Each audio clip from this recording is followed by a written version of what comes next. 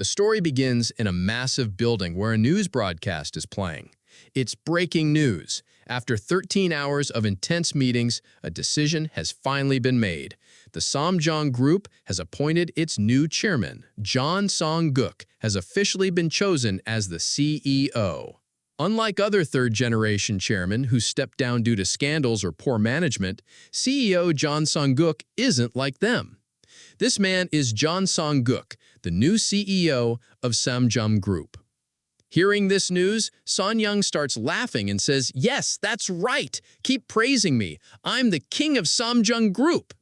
He reflects on how much effort he put in to reach this point, studying abroad, working out, keeping his foolish siblings in check, handling his uncle's mess, and managing his arranged marriage partner. He did it all perfectly. He even built himself a flawless public image. Everything went exactly as planned. Becoming the master of Samjong Group was only natural. He declares, "All right, this is a new beginning, and now that I'm finally CEO, the first thing I'll do is kick out that punk Tagu's disciple from the company." But right then, his phone slips from his hands and drops to the ground. He starts gasping for air. It flashes in his mind that his grandfather, the founder of Samjong Group, had also died of a heart attack. He panics, saying, "No, this can't be happening to me. Someone like me doesn't die from a simple heart attack." But his story doesn't end there. Instead of dying, he reincarnates as a baby, and not just any baby, but one born into a poor family. He's completely shocked and starts screaming. His new parents try to calm him down. After a while, he finally settles down. His mom lovingly says, "Isn't our Songyoung just the cutest? She's only 21 years old." His dad, Yayoung, is 23. The dad agrees. He's even cuter than most celebrity babies. His mom adds, "Our Songyoung is lucky to be born so handsome." Internally, but Songyoung is thinking something completely different. Internally, he screams, "Lucky? Are you kidding me?" He spits out his pacifier in anger and thinks, "What is happening to me? My perfect body, 108.3 centimeters tall, weighing 75 kilos with a 500-kilo total lift in the big three? Where did it all go?" He looks at his tiny baby form and groans, "What am I now? This weird little creature barely taller than 3 heads stacked together. I was from a prestigious, powerful family. I had an elite body, a perfect resume. I was John Songuk of Samjong Group, and now I'm just some poor family's baby." His new parents are basically a young couple in their 20s. They come from orphanage backgrounds and have absolutely nothing. From now on, we'll refer to this baby as Songyoung. He remembers, "I was just celebrating with my favorite wine. One bottle cost 4 million won." Just then, his mom says, "All right, time for milk." Songyoung panics. "Wait, no, now I've got to drink this cheap formula milk." But he's in a baby's body, and babies can't say no to milk. He starts crying as he drinks. His dad kisses him on the cheeks, and Songyoung thinks, "Ugh, men shouldn't show this much affection. Dying on the best day of my life, turning into a baby? Everything just feels miserable." But honestly, the hardest thing is dealing with these two. They're so clingy, so lovey-dovey. It's unbearable. Yet, there's something about being cared for like this, something I've never felt before. We see a flashback of his original parents. They never gave him proper attention. They'd always say, "Handle your responsibilities yourself. Take care of your younger siblings." Basically, he never had real parents growing up. Back to the present, he says, "Now's not the time to get sentimental." His dad asks, "Are you getting sleepy after eating?" Songyoung thinks, "Wait, oh, right, I'm a baby now." He internally complains, "How can I possibly sleep right now?" But in a baby's body, you can't fight sleep. His dad whispers, "Looks like he's falling asleep." And Songyoung decides, "Fine, I'll sleep for now. I'll deal with all of this tomorrow." He drifts off, and his dad says, "Good. While he's sleeping, you should rest too." Songyoung's mom replies, "No, we should work together. You still have to leave for your job soon." He says, "Just relax. Watch some TV." He turns on the TV, and the news is still on. This time, it's reporting a scandal. Samjom Group's chairman, John Josh, is accused of accepting bribes. The chairman himself has come forward to answer the press. As soon as Sang-young hears the company's name, he suddenly wakes up and sits straight. His mom gasps, "Honey, did you see that? Our Sang-young sat up all on his own." But Sang-young is panicking inside. This can't be. That's my grandfather, but he's supposed to be dead. This boy, he's been reborn in the past, but into someone else's family. The news continues. Sang-young sits close to the TV, watching carefully. He clearly remembers this moment. When he was 10 years old, his grandfather was caught giving bribes. The people who feared their power took advantage of the situation. They started calling their company a shady corporation that runs on bribes. What nonsense, he thinks. Money is power and connections. They're superpowers. Thinking you can become rich just by saving money? That's a poor man's dream. His parents are overjoyed that their baby is starting to sit up on his own. But Sang-young recalls clearly, before the prosecution, his grandfather told him to crash into his wheelchair. It was all staged to gain public sympathy. But for Seong, that moment had felt like a brand new beginning. That was the day I proved to the entire world that I was the true successor of Jeong-seong. After my grandfather and my father, it was my turn.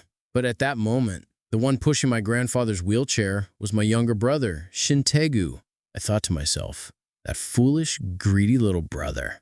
He went abroad to study, but only managed to become an addict. He spent his whole life trying to take a place. The real issue wasn't that I had turned into a child, or even that I had traveled back to the past. It was that my fate, my position, my everything had been ripped away from me. Tears began to fall from my eyes. Later that night, my mom brought me some apple juice, but I knocked it away in anger and turned back to the TV. A moment later, my dad walked in and said, "Honey, I'm home. My boss gave me all the leftover meat from work. He works as a chef at a nearby restaurant."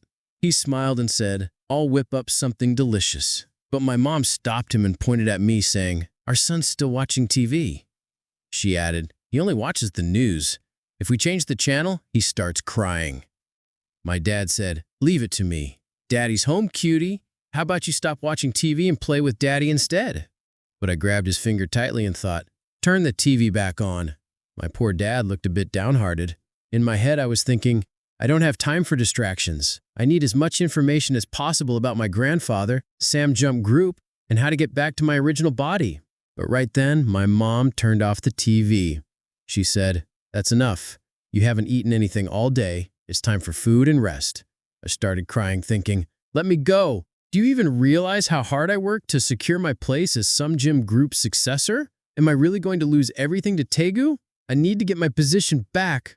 My mom started patting me gently and said, "Be a good boy, Seong-gu. Get some rest now. I'll let you watch TV again tomorrow." I thought to myself, maybe I really am starting to lose my mind. Because I'm a baby, my emotions are everywhere and my thoughts are getting blurry. Every time this woman pats my back, I just fall asleep without even noticing. And with that, I fell asleep. My dad came in and said, "He's finally asleep. Has been like this all day. That must have been hard on you." My mom replied, "I'm worried about Seong. He's almost 1 year old now, but he hasn't called us mom or dad even once. All he does is watch the news. I don't know much about parenting, and it scares me. What if I'm raising him the wrong way?" My dad gently said, "Sweetheart, even if we don't know much, our love for him is real. That's what matters. Don't worry. Our son will grow up just fine. We just need to have faith in Seong." A few days passed. We see Seong looking completely drained. "I'm done," he muttered. "For the past few days, I've been pretending to sleep just so I could secretly watch the news, but nothing useful came up. The world's moving like nothing happened, and I'm still stuck in this baby's body. What kind of life is this?" Just then his mom walked in and asked, "What's wrong? You're not watching TV today? Don't you want the news anymore?" Seong sighed and replied, "I give up." She smiled and said, "Then how about going on a walk with Mommy? Let's go to the market and buy some groceries. The weather's really nice today." Before they leave, the landlady of the building showed up. Seong's mom greeted her warmly. "Miss Landlord, heading to work?" Seong's mom wished her a good day. Seong thought to himself, "The owner of this building? She's surprisingly young." They made their way to the market. "We're here, Seong," his mom said cheerfully. "This market sells bean sprouts for 101 cheaper. I'll make some delicious bean sprout soup today. Seong thought to himself, wow, she really talks a lot. Not that it matters. I'm still stuck drinking formula milk. Suddenly, a heavy metal beam from a nearby construction site came crashing down towards them. Both Seong and his mom noticed it, but it was too late. His mom instinctively shielded him with her body, taking the full impact herself. She whispered, Songuk, I'll protect you. Seong was unharmed, but he cried out, Mom, no, you can't die, Mom. His mother was rushed to the hospital. Prepare for emergency surgery, the doctor shouted. Does she have any other conditions? At that moment, her eyes opened. You're awake, her husband said. Are you feeling okay? She looked around confused. Where am I? Songuk, where's Seong? He's right here, he said. Thanks to you, he's safe. But he's been really scared ever since you got hurt. She looked at her son and said, Seong, you must have been so scared, but I'm okay. Mommy's just fine. I'm happy that my little Seongu is safe. Hearing this, Seong broke into tears. This was awful. Just awful, he thought. Do you even realize how precious your life is? What would we have done if something had happened to you? Just then, his mom said, Honey, this place looks like a private hospital room. Why'd you get something so expensive? I'm not in that bad a shape. Her husband looked a bit shy. They said, You need complete rest. Complete rest? She asked. Why? He hesitated. And then we see the label on the hospital bed. It reads, Strict bed for pregnant mothers. That's right. Siang's gonna have a little brother or sister. They all shared a beautiful, happy moment together. Then a nurse entered the room and said, Excuse me, visiting hours are almost over. Siang's dad replied, Yes, I was just about to leave. He turned to his wife and added, Make the most of this time and rest. I'll be back tomorrow. She smiled and said, Take care of yourself and Siang too. He picked up Siang and the two of them headed home. On the way, he said, All right, Siang, time to head back. The bus stop's near our place, but it's not that far. We can walk. We see his worn-out shoes. This man works so hard, Siang thought. So now we don't even have money for the bus? Can't even afford the fare? This family's really struggling. But then he looked again. A father who works tirelessly to support his family. A mother who would risk her life to protect her child. And finally, Siang softly called him, Dad. His father froze for a second, then beamed with joy. Siang thought, These people, they're my real family now. They're my parents. A week later, we see the family celebrating. His mom has been discharged from the hospital, and they're taking pictures of Siang. She smiles and says, Our little Siang looks so adorable, doesn't he? Yeah, his dad replies. He's even cuter than celebrity babies. They both look at him filled with love. How is he this cute and perfect? But Siang, watching all of this, was angry inside. He thought, Is this really the time to celebrate? You struggled so hard just to pay the hospital bills, even saved on bus fare. When every penny counts, you should have ignored things like a first birthday celebration. The old me would have yelled at them for wasting money like this. But now I get it. This is love, the kind of love you can't buy with money, the kind of love where someone's willing to risk their life for someone else. Thinking that, Siang finally joined in and started enjoying the moment. In his mind, he said, The day Mom was in the hospital, I made a decision. I have to do something. My parents aren't going to escape poverty on their own. They have no idea how to invest or plan financially. They're not even in a position to save. They have to scrape together cash for even the basics. And soon, a huge economic crisis is coming. At least it is in the future, I know. Right then, the doorbell rang. It was their landlady, Mong, at the door. She said, I heard you got discharged, so I came to check on you. Also, about your baby. Have you ever thought about making him a child actor? In the next scene, we see Siang's mom taking him to the audition. She says, So this is where the audition is happening? Siang looks around and thinks, not bad. Looks like they spent a decent amount of money setting this up. His mom turns to him and says, What should I do now? I don't think I came here by mistake. Siang responds in his mind, You're talking about this opportunity? This is golden for me. Then we flash back to a past scene. The landlady had told them, The company I work for got a project for a commercial with a famous business group. Right now, we're holding auditions for a child actor role. Your son is very good looking, and I think he's got talent. Back to the present. Siang gives a mischievous smile and laughs. See? People who are meant for success, they just can't help but succeed. This is my chance to make money. Then we get another glimpse of his past. He says, I grew up surrounded by cameras, makeup, lighting, framing. These were basic skills for me. People always compared me to actors, said I'd make a great one. An audition like this, I'll crush it. I'll win the prize, the money, all of it. He laughs to himself, full of confidence. Then he adds, I'll invest the money I make. Suddenly, another woman yells at Kongs, "What are you doing? Why aren't you going inside?" His mom replies politely, "Why don't you go in first?" Now they're in the elevator. Seong glares at the rich woman and her child. His mom smiles and says, "Your son is adorable." The nanny responds, "He's our young master." But the woman interrupts and snaps, "Don't talk to us." "Got it? You're here for the audition too, right? Trying to increase the competition?" She smirks and adds, "We'll go ahead and try, but my kid's gonna be selected either way." Hearing that, Kong gets furious and glares at her.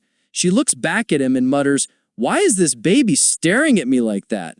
Seong thinks, "Look at her head to toe in luxury brands, treating her nanny like a servant. Textbook rich lady behavior. But just wait, I'll destroy you in the audition." The scene shifts to the audition hall. There are other kids waiting too. Seong's mom says, "This doesn't look easy." But Seong replies in his head, "It's not hard either. This is just a simple camera test. They're just checking how we look on screen. If you can act a little, even better." But the issue is these hot lights. Kids can't handle them for long. Right? Then the director calls up the rich lady's son. The assistant director says, "Oh, you're the wife of the CEO of Dukpong Paper, right?" Seong hears that and thinks, "Dukpong Paper? So they're from that family? Their company's doing okay, I guess, but they're way below mine." He looks over with a dangerous glare and thinks, "Let's see how good your son really is." The assistant director asks the boy to smile for the camera, but he gets scared and starts crying. The assistant says, "If he keeps crying like this, we won't be able to continue." The rich woman snaps, "What are you saying? He'll stop crying. Just wait a second." The assistant replies calmly, "But other kids are waiting too." The woman yells, "What's the rush? Can't you people wait?" Right then, the director says, "Next child, Seong." Seong's mom says, "We're here," and helps him onto the stage. His audition is about to begin, but the rich lady suddenly barges in and shoves mom aside. "Move! I want to see this," she says. Seong, now fired up, thinks, "Yeah, you should watch carefully. I'll show you exactly how I get selected." He starts acting, and the director is immediately impressed.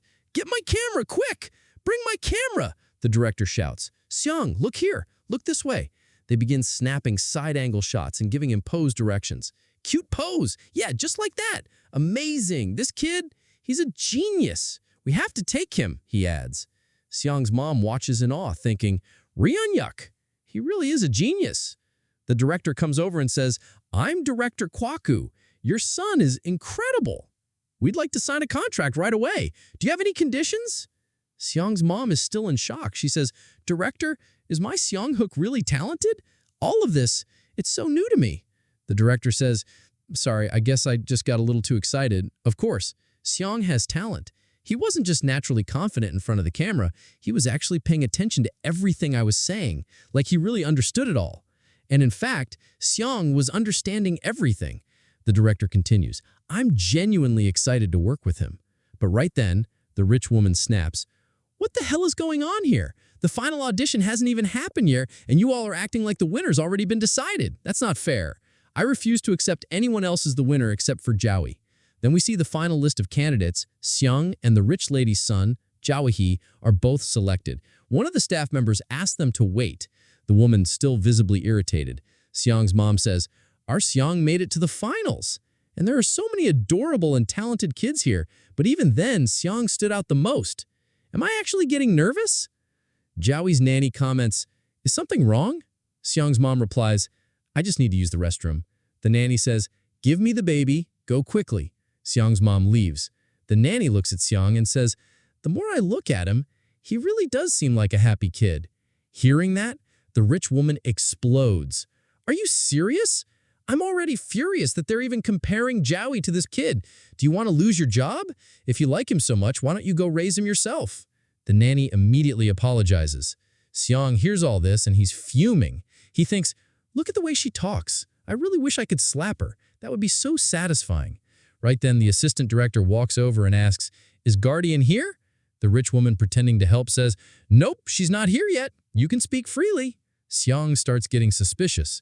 Suddenly, the woman yells at the assistant director, "Seriously? Are we really going to go with that kid? Joey was already decided as the winner, wasn't he?" The assistant director replies, "Yes, ma'am, that's true."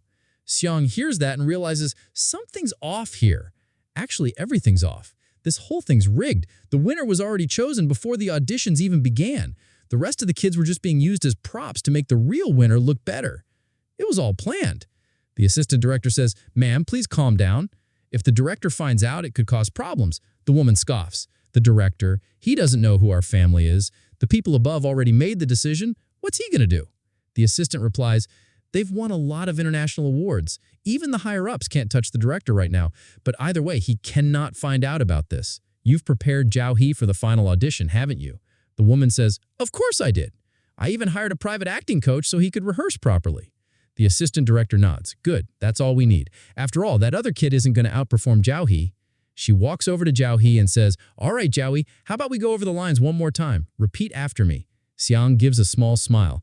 Then the final audition begins. The director announces the winner will be the one who can say the lines most naturally. Xiang looks at his mom and says, "Don't worry, I've got this." The director calls action. Xiang thinks to himself, how do they react on set during shoots? Direction counts as part of the score. I have to position myself just right for the camera angles. And with that, Seong heads straight toward the camera and the director, while Joey instead walks toward his mom. His mom quickly says, "No, Joahi, not this way, toward the camera." The director watches and says, "Should we just skip Joahi and start with Seong's test?" The assistant director agrees. Have him say the lines. She thinks to herself, Joahi practiced, but this other kid, he doesn't know anything. He's definitely going to mess it up. She's just about to prompt Siang when he suddenly starts speaking, and he says the lines in the cutest, most perfect way. The director smiles and says, "Just as I expected." Siang never disappoints. My eyes weren't wrong.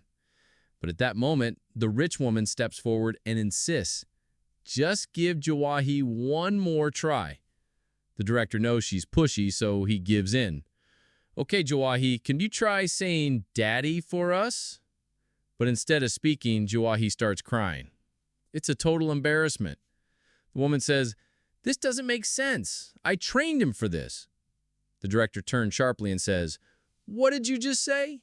And the assistant director shuts everything down. "The audition is over. Thank you, everyone." Seong smiling says, "There's nothing you can do now. I've already won." But moments later, the rich lady's kid is announced as the winner. "Well, of course that happened." Seong's mom protests to the assistant director. "That can't be right. My Seong performed amazingly." The assistant replies, "Just because a child acts cute doesn't mean they're fit to be a child actor." Then the rich woman walks back over and sneers. "You thought you could win with just a little charm? Do you even know your place? A second-place finish is more than enough for a low-class kid like yours. I'm sure you worked really hard, but that's life." She walks off. Seong's mom, angry, says, "How could she say that in front of my child?" But Seong looks completely calm. He tells her to relax and says, "Everything went exactly the way I expected, if my calculations are right." Just then, the director comes running over. He says to Seong's mom, "Can we talk for a minute?" Then we get a flashback. When Seong first heard that Jai was already chosen as the winner, Seong narrates, "The moment I found that out, I changed my plan. In my past life, I saw too many of these kinds of corrupt setups. You can't beat people who've already bought their way to the top. So, if losing's inevitable, what's the point of fighting? A real businessman always plays the long game, and that game is connections."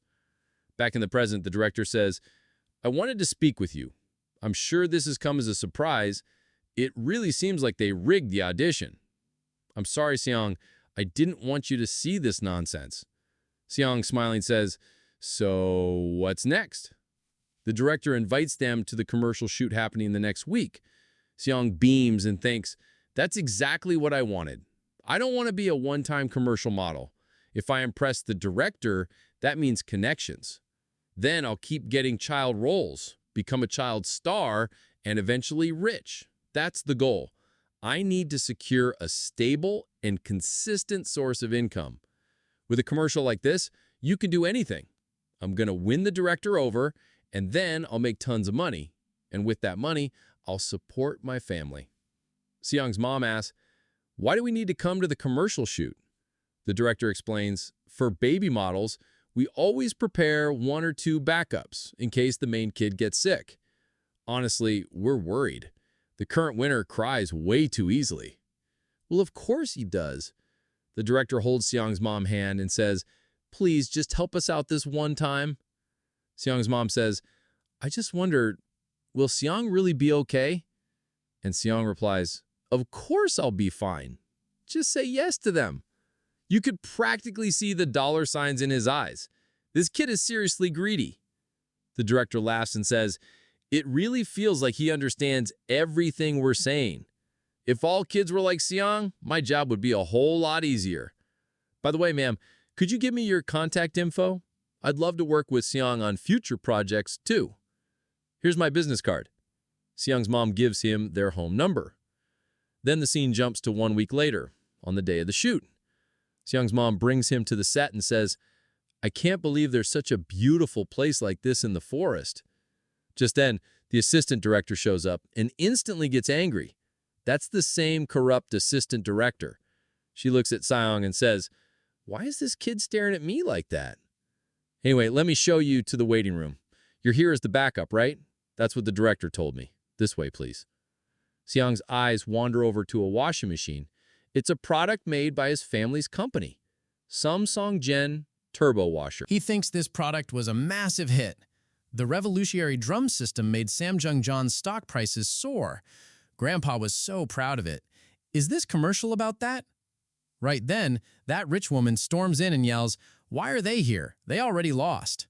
But this time, Seong's mom doesn't hold back. She says, the director called us here as the backup models, and please don't use that kind of language in front of the children. The woman snaps, why do we even need backup models? The assistant explains, in case Jowie suddenly gets sick, we'll need a backup ready. The woman fires back, Jowie doesn't need any of that. What's so hard about this commercial anyway? He's in perfect condition. Yeah, well, he sure doesn't look like it, she mutters. Anyway, you people are useless. Just go sit quietly in the corner. Then a woman walks in. It's the lead actress, Senmi. She says, are these the kids I'll be filming with today? The assistant replies, yes, you're right. That boy over there is Sang, the backup model. And this one here is Jowie, the winner of the audition. Sanmi goes over to Jowie and tries talking to him, but he completely ignores her and then starts crying. She frowns and says, well, I guess he's not interested in me. So she walks over to Sang, who's only focused on building connections. He greets her warmly, totally friendly. She says, I've never met a baby this outgoing. Seong's mom replies, yes, Sang is very friendly with everyone. Then Sammy says, I actually think this kid is way cuter. Can I shoot with him instead? The rich woman overhears that and gets furious. She grabs Samney's arm tightly and shouts, what kind of nonsense are you saying? Don't say stupid things. Sammy pulls her hand back and says, excuse me, who even are you? And do you even realize what you're doing? Before the woman can say anything, a man places a hand on her shoulder. I heard someone raising their voice. What's going on here? Sani looks up and says, Vice Chairman, what are you doing here? The man says, there's no way I'd miss the shoot for our new product. Sang sees him and is completely shocked because this man is his father, John Jang, Vice Chairman of the Samjung Group. What kind of person is he really? Sang explains, he's not like my father Jo Yoshin, but he's a solid vice chairman. He handled the company well during crisis, restructured everything, and wasn't afraid to invest in new areas. People see him as a smart business leader, a successful vice chairman of Samjun, but as a person, as a husband and father, he was terrible. Sang says, seeing him brings back all the old memories. Then, we see a flashback. Ring recalls, my father had countless affairs. When I was 10, he introduced me to another woman. The woman said to him, so, you're Sang Book? You're adorable. From now on, take care of me, okay? Sang narrates, she was just one of my father's many mistresses, and as soon as I saw her, I mentally erased her. That woman was none other than Sanmi. Back in the present, she says, I'm shooting with some kids today, and I really like this one. Then Sang's father walks over and says hello to him, but a staff member interrupts, "Excuse me, sir, it's time to go." "Oh, wow. I'm running late. Sorry, I have to leave." Before going, the vice chairman tells the rich woman, "Please make sure everything goes smoothly during filming." She freezes, completely shaken. "Yes, sir. I'll do my best." After all, she's standing in front of the vice chairman of the Samjung group, someone leagues above her. Sang thinks he always seemed like a flashy playboy who chased women, but in critical moments, there was a charisma in him that made him a true corporate leader. That was my father. The vice chairman pats Sang on the head and says, "Take care," during the shoot, and leaves. Sang says to himself, "Father, my new life is going to be completely different. I found something I can finally call family, and I'll protect them. One day, I'll build a company even bigger than Samjin, and we will meet again." The assistant director announces, "All right, everyone, we're about to start filming.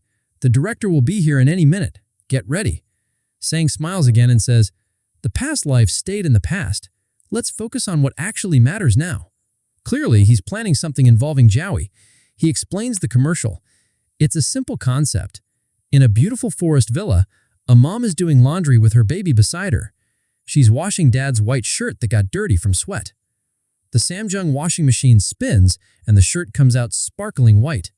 The baby rubs his cheek against the shirt, happy, and calls out to his dad. The commercial ends with a refreshing scene of the shiny washing machine. In my past life, this ad was a huge success. It even won the Dong Eye Advertising Award. The child actor in it became instantly famous, so I have to do this commercial. Then, as the shoot begins, Jowie starts crying. The lead actress says, "What is going on? Every time I go near him, he tries to hit me." Sang's mom says, "Why is he suddenly acting like this?" Sang smiles, "Exactly. Why is he doing that?" He adds, "Everything's going just according to my genius plan." We get a flashback. Sang says, "That kid, Jowie, he's miserable because of his mom." I gave him a brilliant tip. I told him, whenever Seyoung comes close, cry your heart out, and you'll get to go home faster. Am I a mind reader? I don't know. Maybe because we're both kids, we could understand each other. The director says, "This isn't working. Let's film with the second model." The rich woman shouts, "What do you mean? My baby won!" The director responds, "We've been delayed for over an hour. The child won't cooperate, and he hits the lead actress every time she comes near. What else can we do?" He gets stern. "We have to wrap this shoot today." The rich woman yells, "Shut up! Don't you know who our family is?" She pulls out her phone and says, "The chairman of Dukong adores his grandchild. I'm calling him right now." Seyoung watches and mutters, "Wow, a phone from the 90s? The woman shouts, "I'm contacting him right now, and I'll have all of you replaced." Just then, the lead actress, Seni, walks up and slaps that rich woman across the face. Everyone is completely shocked. Sime says, "What the hell is this? I can't stand it when people who have nothing to do with the project come to the set and cause drama. And just because you're the wife of a duck paper executive, I get it. You enjoy acting like you're above everyone else." She turns to the director and says, "Let's start filming again. I want to shoot this commercial with this kid."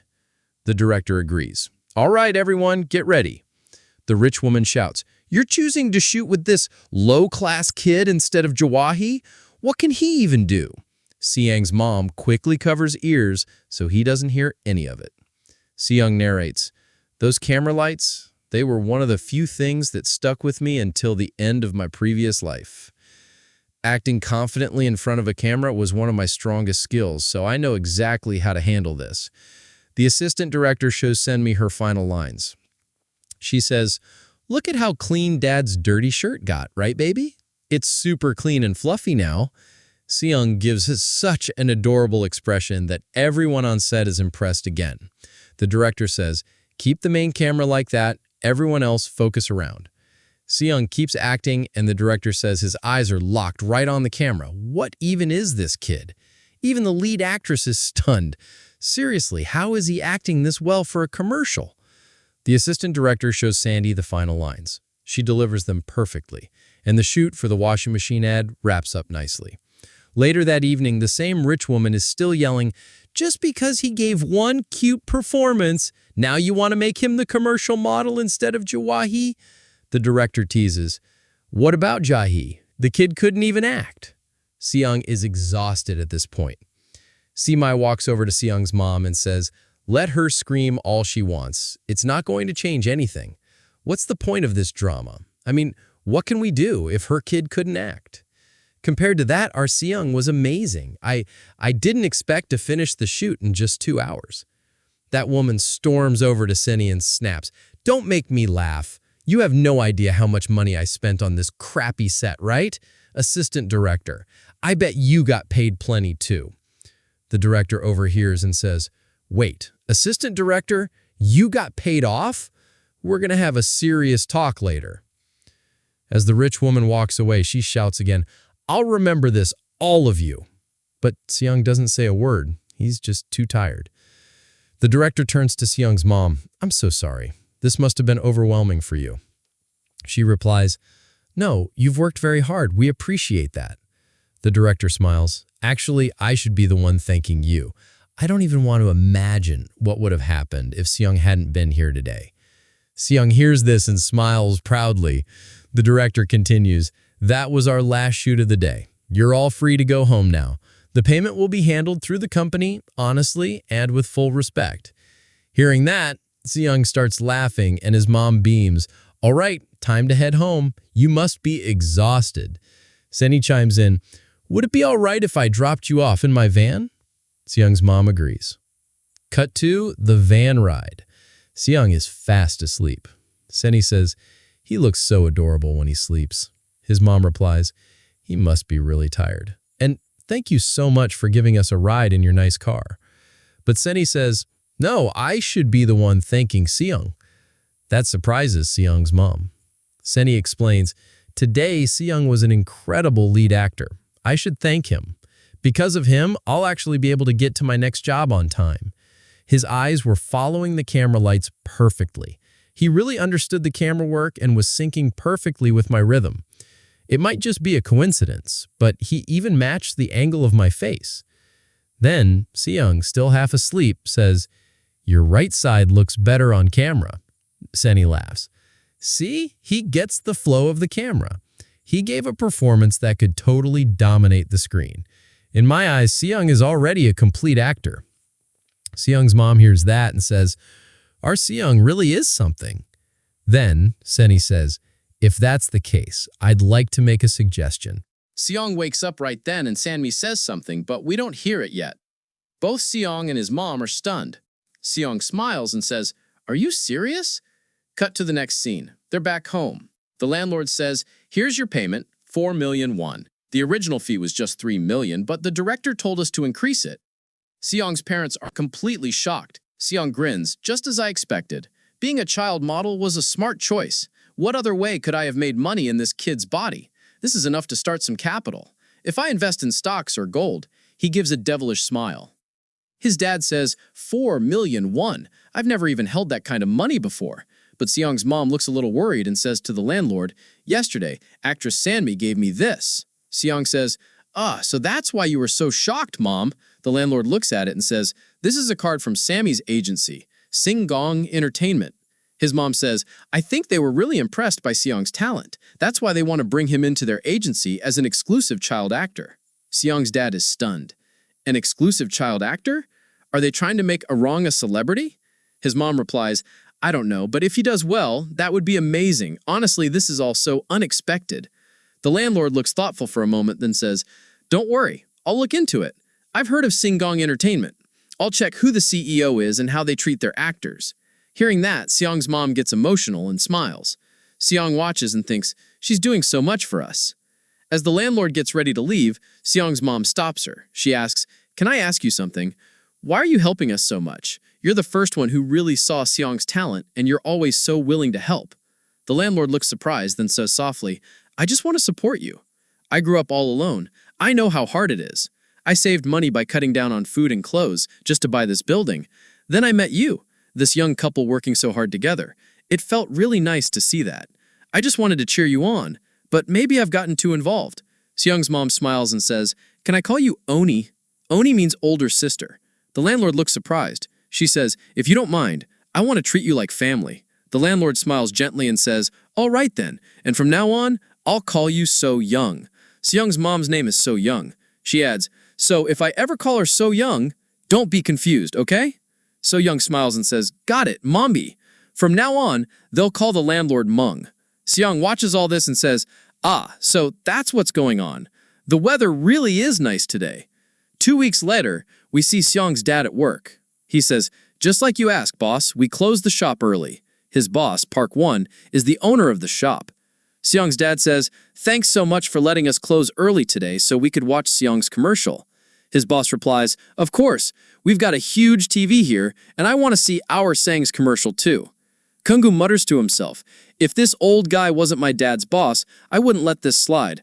But fine, he did me a favor, so whatever. Just then, Mong arrives. So Young welcomes her in. You made it right on time. Mong says, feels like we're all here to watch a movie. Seong's dad calls out, it's starting. Everyone gather around. They all sit together to watch Seong's commercial. Everyone's beaming at his cuteness. Park Won even starts clapping. Mong says, that was amazing. So well edited too. If all goes well, this commercial might win Commercial of the Year. Seong's dad hugs him and says, I'm so proud of you, Seong. How is such a beautiful and talented kid my son? So Young laughs and says, oh, hush. Just then, Park gets a call, and he's shocked. On the other end is the director. I heard you're all watching the commercial together today. There's something urgent I need to talk with Seong's family. May I speak with them? And right then, we're introduced to a few new faces. Scene shifts. We see the director's office where Seong's parents are also present. The director says, thank you for coming. Seong's dad replies, thank you for inviting us to your office. The director turns to Seong and says, so how are you doing, Seong? Seong smiles and responds, director. Surprised, the director says, wow, he's talking even more than before. Seong's mom laughs and says, yeah, he's at that stage where he's learning how to talk. He's chatting away all day long. The director chuckles and says, looks like we can start giving Seong some longer lines. At this rate, he'll be reciting scripts like a pro in no time. Honestly, I'm excited to watch him grow. He then invites the parents to sit and continues, the reason I ask you to come today is to talk about a new program where Seong will have the lead role. The show is called Just Baby. It's a parenting reality show where 5 famous idol group members will live with Seong. And the idol group we're partnering with is... Then a boy walks in and says, I'm Taeyong, the leader of Just, which is the group's name.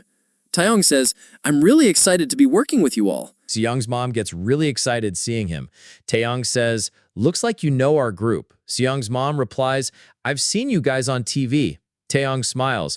We still have a lot to learn, but we're working hard to become the country's top idol group. Please keep supporting us. Seong's mom says, of course you can do it. Your singing and dancing are amazing. Seong's dad, however, clearly doesn't like this and says grumpily, so Seong's mom has someone else she likes besides me? Seong jumps in and says, jealousy is useless, Dad. The director adds, once we start filming, you'll meet the rest of the members too. That'll be fun, right? Seong's mom hesitantly says, but isn't this a bit too much for Seong? Seong thinks to himself, Mom, I'll never forget that you chose me over those idols. The director says, but I really believe Seong is the heart of this program. He doesn't just understand things, he feels them. It's like he actually experiences everything. His facial expressions are perfect, and he always knows where the camera is. Honestly, we can't imagine anyone else in the lead role. What do you think? Seong gets hyped up and thinks, of course, we have to do this. I remember now, I've seen the show in my past life. He starts telling us about the show. Its concept was totally unique, putting a child with an idol group. It was made for audiences of all ages. Young people would find the baby cute, and older people would be reminded of how hard parenting was. In the end, the show became a national sensation. It was the first to truly establish the parenting reality genre.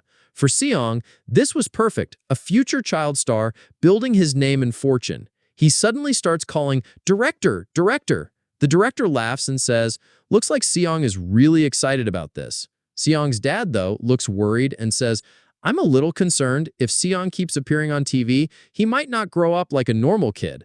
I want to raise him like a regular sweet child, not a celebrity. The director looks surprised. Then Taeyong steps in and says, I get it. Actually, I was a child actor too. Growing up in the public eye means maturing in front of everyone, but I have no regrets. I had the talent and the right environment to shine, and that's what got me here. He looks at Seong's dad and says, why don't you trust your son? If he has what it takes to shine, shouldn't you give him the chance? Seong's dad looks at his son and thinks, my son is the most beautiful and talented of them all. If it's your destiny to reach the top and shine the brightest, then so be it. He finally says, I understand, and shakes the director's hand. Please take good care of Lee Song. Then we see the countdown to Korea's first ever parenting reality show, Just Baby. Contracts are signed, photos are taken, and finally, we move to the first day of shooting. Taeyong says on camera, hello, the new standard of K-pop. We see the full group. Taeyong, the leader. This guy is Lux. The one with the pink hair is Zion. The other guy is Bum. And finally, there's Michael. Zion walks up to Seong and says, so you're the baby? Nice to meet you, Mr. Seongbuk. We're excited to work with you. Then he grabs Seong's mom's hand and says, especially with you, ma'am. I heard you're a fan. Seong's dad gets angry again. The director says from today we'll be shooting in Just Dorm. We have high hopes for this show, so let's all do our best. Seong thinks to himself, these are the same people I met in my past life. We get a flashback. Taeyong was a CF model for Samjun, and Baeong, who's now an actor, was also exclusive to Samjun. Seong used to be the chairman of the company, and these guys used to perform at his events. Back in the present, Seong says, these are the same people who performed at our company events. Michael walks up to Seong and says, so you're the baby? You're not that cute, and tries to touch him. He slaps his hand away and thinks, how dare you touch me so casually? Taeyong yells at Michael, you just smoked, didn't you? And didn't even wash your hands? You can't touch a baby like that. Seong glares at Michael and thinks, this Korean-American guy is still as low as I remember him from my past life. Fine, from now on, I'm taking full control of this show. He laughs internally and thinks, I'll craft the perfect character arc for each of them. The rest of the members gather around and start praising Seong, but Michael stands off to the side saying, just watch and watch. Scene shifts to the director explaining the shoot. We'll do a 3-day pre-shoot in the Just Dorm. We'll edit that into 3 pilot episodes. Depending on viewer reactions, we'll finalize the regular broadcast schedule. Daytime will be general shooting, and at night, once the staff leaves, we'll switch to observation cameras. Seong's parents can stay at the nearby hotel. Their parents look anxious. The director says, I understand you're nervous about leaving your son here, but please trust us. We'll take great care of Seong. Right. Just Lux says, of course. Kong says, leave it to us. All right, let's all do our best, says the director. Assistant director begins narration. In a semi-apartment somewhere in Seoul, 5 guys known as Just are chasing their dream of becoming top idols, but their lives take an unexpected turn when a baby suddenly enters the picture. We see Seong looking at them innocently while the entire group is frozen in shock. Seong's mom says there are no scripted lines, right? Seong and Pad confirms it's a reality show. Assistant director says he seems unsure how to react. The director says, let's wait a bit. Zion says, dude, the camera's rolling, say something. Taeyong adds, what are we even supposed to say to a baby? Seong watches and thinks, these guys have no clue what they're supposed to do. Looks like I'll have to step in. Then he starts crying. Lux says, what do we do now? Taeyong says, let's calm him down first. He awkwardly holds Seong and says, be a good boy, Seong. Zion says, bro, the way you're holding him looks dangerous. Let me do it. Zion calms him down and asks, were you scared? Lux and Taeyong look surprised. Zion adds, babies always like good-looking people. Taeyong says, what are you even talking about? Zion replies, babies don't lie. Got it. Seong thinks, just as I thought, each of them has a distinct personality. Taeyong is the leader, smart and responsible, almost like a dad. Zion is a flower boy, a little self-obsessed, but with a motherly touch. Lux is a laid-back athlete, like a friendly big brother. Bohm is quiet, but always thinking about others. They're a perfect mix for playing house. And that guy, Michael says, taking care of kids is way too much work. Seong points at him and thinks, honestly, I wanted to make him the villain, but for this group's success, I'll make him the rival. Zion notices something and nervously says, bro, I think Seong's diaper needs to be changed. It feels heavy. Taeyong says, what? I've never even touched a diaper. Michael steps in, saying, you guys are crazy, I'll handle this. Turns out he's raised his 3 younger siblings, so he's confident. But as soon as he takes the diaper off, Seong refreshes right onto Michael's face. Seong says, I feel much better now. So, how was that? At least react a little. Everyone is silent. Then bursts out laughing. Seong says, see? That's the comedy. This shoot was a success. Later, the director says they'll take a 2-hour break before the evening shoot. Just members are exhausted. Luck says, reality shows are seriously tough. Taeyong says, if we had a script, this would be easier. Meanwhile, Seong's mom praises him and gives him his favorite banana. He thinks, I never used to touch this in my past life, but now I actually like it. Taeyong comes over and Seong's dad calls him Sir. Taeyong says, you don't need to be so formal, just talk casually, he adds. Seong is really interesting. Every time I'm around him, I lose myself in the moment. Everyone's just naturally acting, but somehow every scene turns out perfect and entertaining. Meanwhile, Zion is in his own world saying, a flower boy who can do childcare. Am I really that amazing? Taeyong says, it's like Seong already knows all our roles and is acting accordingly. Seong's dad laughs. It's probably just coincidence, right? Taeyong says, yeah, maybe. He's just a kid after all, but he's definitely shining more than I expected. Michael comes out after his shower and sees the assistant director putting something in the fridge. He asks, what's that? She replies, it's baby food for Seong's dinner. Michael snatches it away with a smirk and says, I'll prepare it myself. He thinks, since baby Seong is so dull and boring, I'll make him entertaining. Then he pulls out a packet of chili sauce from his pocket. Michael says, making an artist do baby shows, how crazy are these people? He adds the chili sauce to the food and says, now it's your turn to suffer, kid. Scene shifts, observation cameras are set up. The staff leaves. Taeyong says, so what should we do now? Everyone is tired. Luck says, let's eat first, I'm starving. Bank says, but I don't know how to cook. Zion looks miserable. Seong encourages him, don't give up so easily. Taeyong says, we gotta prep something. Luck says, at least I can make ramen. Taeyong adds, and we gotta feed Seong's baby food. Michael steps in, I've already taken care of it, and walks over with the food bowl. Taeyong says, wow, you were mad all day and now you want to help? Michael says, say what you want, but I'll be the one feeding the baby. Seong senses something's off. Michael says, come on kid, your mom made this just for you. But Seong smiles and asks Michael to try it first. Taeyong laughs and says, Seong, are you asking Michael to taste it first? You're seriously too cute. Michael hesitates. Taeyong says, what's the big deal? He's just asking you to try it. What's the problem? Michael says, why should I eat baby food? Taeyong rolls his eyes and says, fine. I'll take all of Seong's love for myself, and goes to taste it. Michael tries to stop him, but Taeyong eats it. His face immediately changes. Zion asks, what happened, Taeyong? Seong says angrily, I knew it. You messed with my food. You're done now. Michael panics. Taeyong says, it tasted like chili sauce. Zion shouts, what? But how did that get in the baby food? They all look at Michael. He finally admits he put chili sauce in it. It was just a joke. It makes for great footage. Don't you guys know anything about entertainment? Taeyong yells, entertainment or not, there are some lines you never cross. Zion grabs Michael by the collar and shouts, are you insane? What if something happened to Seong after eating that? Seong thinks, Zion, you've got some real charisma. Taeyong kneels beside Seong. I'm sorry, Michael's just immature. Were you surprised? Michael says, why are you even talking to that kid? He doesn't understand anything anyway. Taeyong snaps. Seong is smart. He does understand. And even if he didn't, you still owe him a proper apology. Seong smiles and thinks to himself, these guys have potential. That's good. Then, with a mischievous grin, he thinks, starting today, I'm officially taking the lead.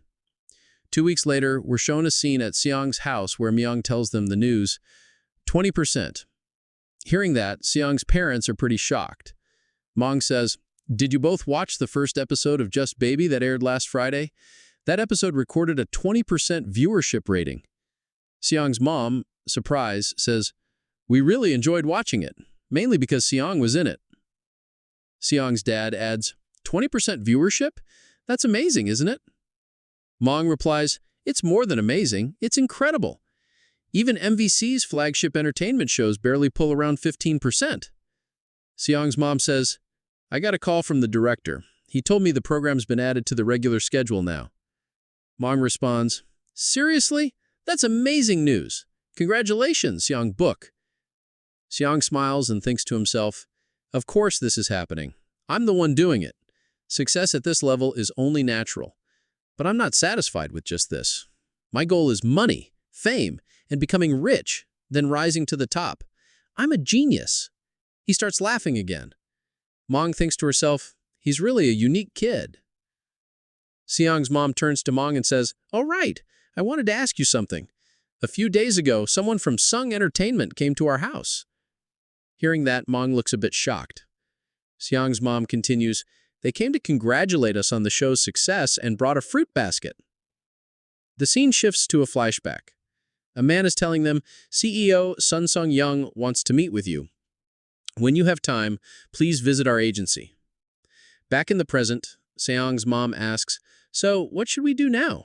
Mong says, I looked into Sinung Entertainment. Seems like they have a lot of influence in the entertainment industry, but there are rumors that the CEO might have connections with gangsters. Seong's parents get worried hearing the word gangsters. Mong says, should we go? Refusing an invitation from Sinsung's CEO could be hard. Let's just check it out. See what they want. I'll come with you. It'd be rude to decline without even hearing them out. Seong thinks, entertainment. Sung Young. Why does that name sound familiar? Then suddenly his expression changes. Wait, could it be that guy? Don't go. You must not go there. That man, Sinsung Jung, he's the kind of person you should never get into a contract with. The scene shifts to the Sinsung Entertainment office. CEO Sinsung Young smiles and says, please come in. Make yourselves at home. Mong says, thank you for inviting us, CEO Young, but may I ask, why did you want to meet us? Sinsung Jung replies, I wanted to discuss something for Seong's benefit. Hearing that, Seong thinks angrily, Seong, you don't even know me. He nearly kicks him out of frustration. Myung asks, for his benefit? Young says, I'm talking about a contract, an exclusive contract. That means Seong would become a partner with Sisung Entertainment, Korea's #1 agency. It's a 10-year exclusive deal. Seong's mom looks shocked, and Seong is silently thinking. Mong says, an exclusive contract for 10 years.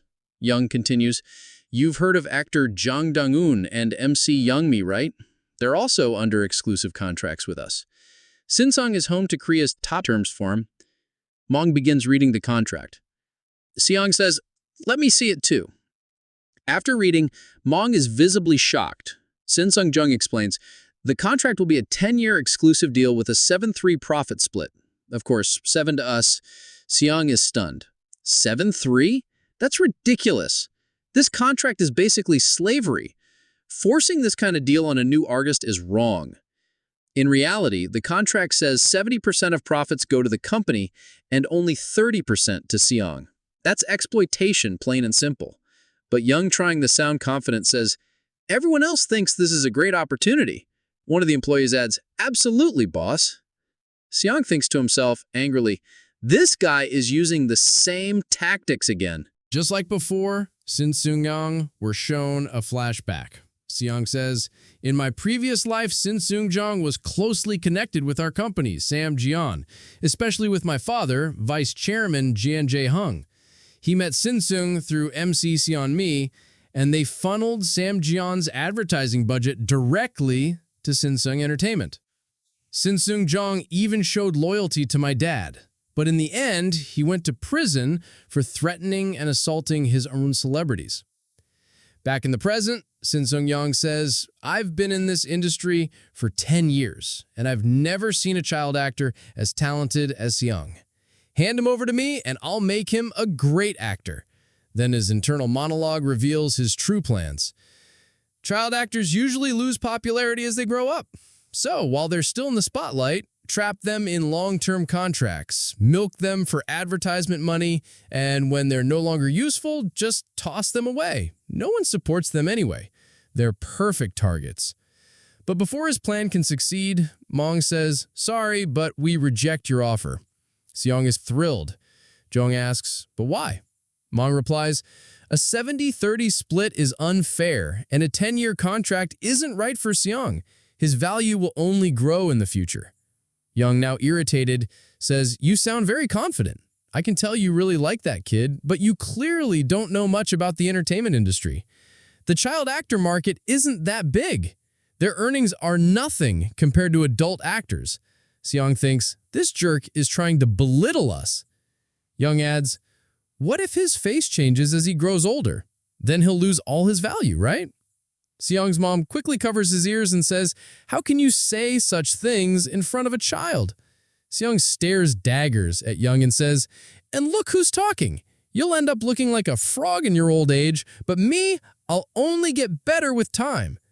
Seong starts yelling and his mom tries to calm him down. Myung stands up and says, "You clearly have no manners. We're leaving now." Young says, "But miss, you're not even his mother. Why do you keep interfering? Outsiders should stay out of it." Seong's mom gets mad and is about to speak, but Mong says, "I'm his manager, so yes, I can speak. Let's go, Seong."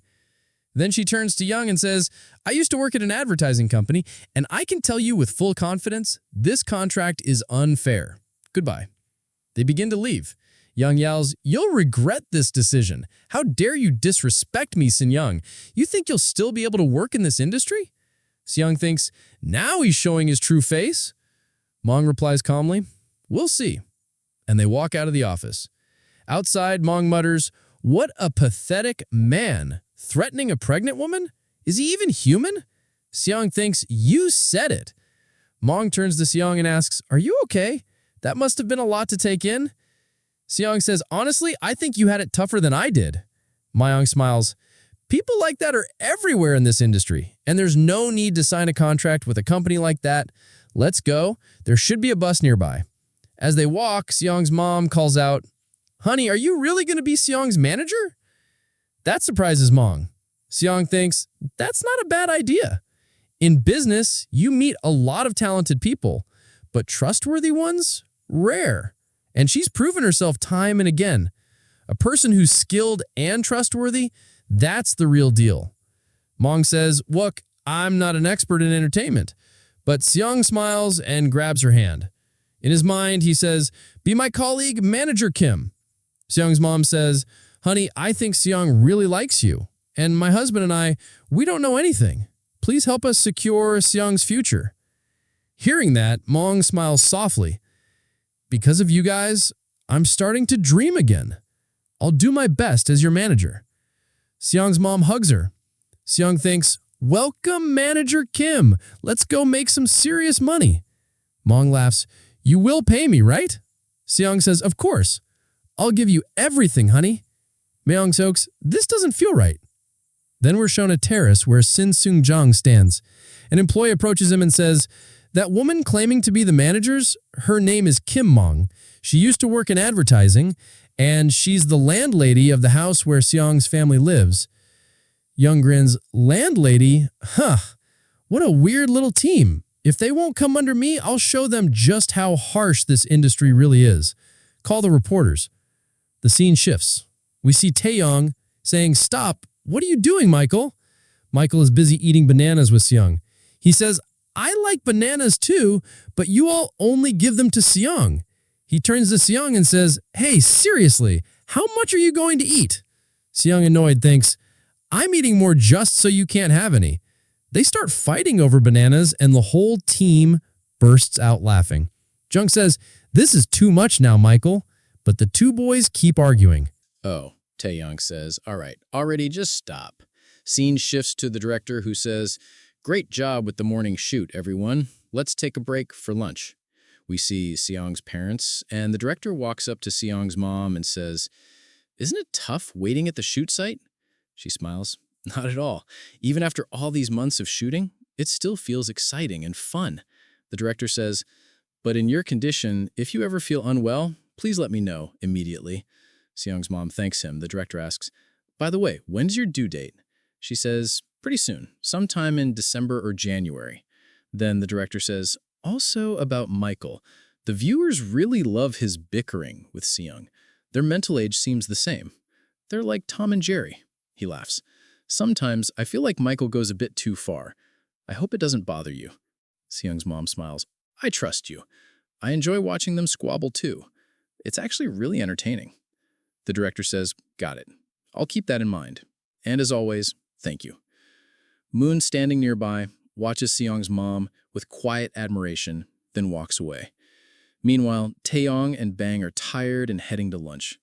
Taeyong says, no matter how many shoots we've done, I still can't get used to this. We see Seung walking around, his stomach stuffed after eating way too many bananas. He says, man, after eating all that, I'm starting to feel a little sleepy. Suddenly, Michael shows up behind him and snaps, you rude little brat. Seung gets a little startled. Michael asks, did you seriously hit me the other day, you little punk? Seung gets annoyed and thinks to himself, you're hilarious. But seriously, I've had to deal with your real personality. People think it's just some cool bad boy act, but online, people are calling Michael immature, just some guy jealous of his new sibling. Others are saying, I bet he acts the same even when the cameras are off. Someone else comments, Seon and Michael's live streams are actually pretty cute and funny. Seon, now getting irritated, thinks to himself, you're really crossing the line these days. I've got my eyes on you. You need to learn a lesson. Michael laughs. What's with the anger, you crazy kid? Then he pulls Seong's cheeks. Seong starts tearing up and thinks, what the hell is wrong with you? Michael shrugs. Hey, quit crying. I didn't even pull that hard. And just then, Moon walks in. Seeing her, Michael instantly tenses up. Moon asks, did you just pull Seong's cheeks? Michael stammers, no, it was nothing. He's just making a fuss over nothing. Moon replies calmly, Seong doesn't get mad or cry for no reason. Seong grins inwardly. Well done, my manager. Moon continues, I've noticed that during recent shoots, you've been picking on a lot. Please stop that. Michael flares up. Are you threatening me? And why are you so protective of that little brat anyway? Moon responds, a little brat, huh? You do realize it's because of Seon that you even landed a bunch of commercial shoots, right? Michael gets embarrassed. Moon adds, so please try to act a bit more professional and stop laying hands on a child. I trust you understand now. She takes Seong with her and walks off. Michael stands there fuming. I came to Korea to become a true artist, not a damn babysitter for some brat. Sang is ignoring me. The rest of the members just keep staring like I'm some villain, all because of that stupid chili sauce incident. He mutters, this whole show sucks. Is there any way I can sabotage this thing? I'd be successful without it anyway. Just then, Michael's phone rings. What? He snaps. I'm busy. Make it quick. But suddenly, his eyes widen. Sumindung Entertainment on the other end might be none other than Shin Sung-young, who also has a grudge against the scene. Cuts to the massive MBC building. The director addresses everyone. Thanks for coming to today's special production meeting. Despite his busy schedule, Pang made it. And San's family, who's become like our own, thank you too. Before the meeting begins, the assistant director hands out bonuses.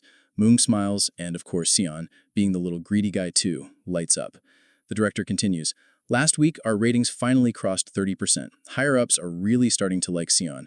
We're close to the final episode now, so please keep up the great work. Taeyong is counting his money, while CEO Pang So stares him down. The director says, now, on to today's topic, the Christmas special episode.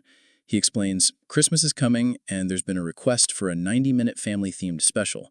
We really wanted to capture that warm, festive atmosphere. Turning to Seon, the director says, you've been walking and running more lately, right? Seon stands up and thinks, I've been training every day, walking and running without any excitement. That's exactly what I've been saying. The director goes on, so Seon and the other Just members will be in Christmas costumes. There'll be a party, dancing. Should make for some great footage. Looks like everyone likes the idea. Let's talk details. Just then, the assistant director rushes in, panicked. We've got a problem. A newspaper article just came out about Seon's family. They all look at the paper. The headline reads, Just Baby shows child star Sang Jin book exploited for work by greedy parents. Then the scene shifts. We're shown a new segment where people are talking. One guy says, I've gathered the biggest and most important news of the week. In the first story, well, everyone in the city is talking about it. The child actor from Just Baby, Chung Kung-book, his family's controversy. A woman sitting next to him says, yeah, that article was really disturbing. It said Sound's parents were exploiting him. The man replies, exactly. The article had no real evidence, but the public's very concerned for Seon. Then someone turns off the TV. It's the director. They were all watching the news together. Sen's mom looks visibly upset and nearly in tears. She says, what are we supposed to do now? The director tries to calm her. Don't worry, there's nothing to stress about. It's just a cheap rumor trying to interfere with a successful show. That kind of thing is super common in the broadcast industry. Myung adds, I'm going to find out why this article got published in the first place. Seong stands up and says loudly to the director, It's true, right, director? The director looks a little surprised by his tone. Before Seong can say anything more, his dad pulls him back and says, This kid's being disrespectful now. In his mind, Seong thinks, negative public opinion campaigns. They eventually turn into power. Whoever's behind these articles is targeting us for a reason. We need to figure out what they want and stay one step ahead. That's the only way we'll win. Seong glances at the director. In his mind, he says, with your connections in the industry, director, you're the one who has to act.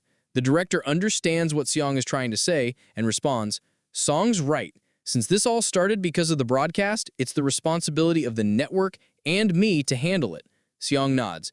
You made the right call. The director continues, there are probably reporters lurking outside right now. It might be a bit stressful, but I suggest staying home and even taking a break from coming to the set.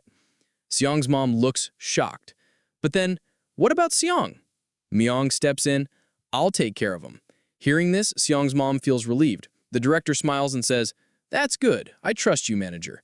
Myung responds, Leave it to me. Oh, and in director, I need to talk to you about something.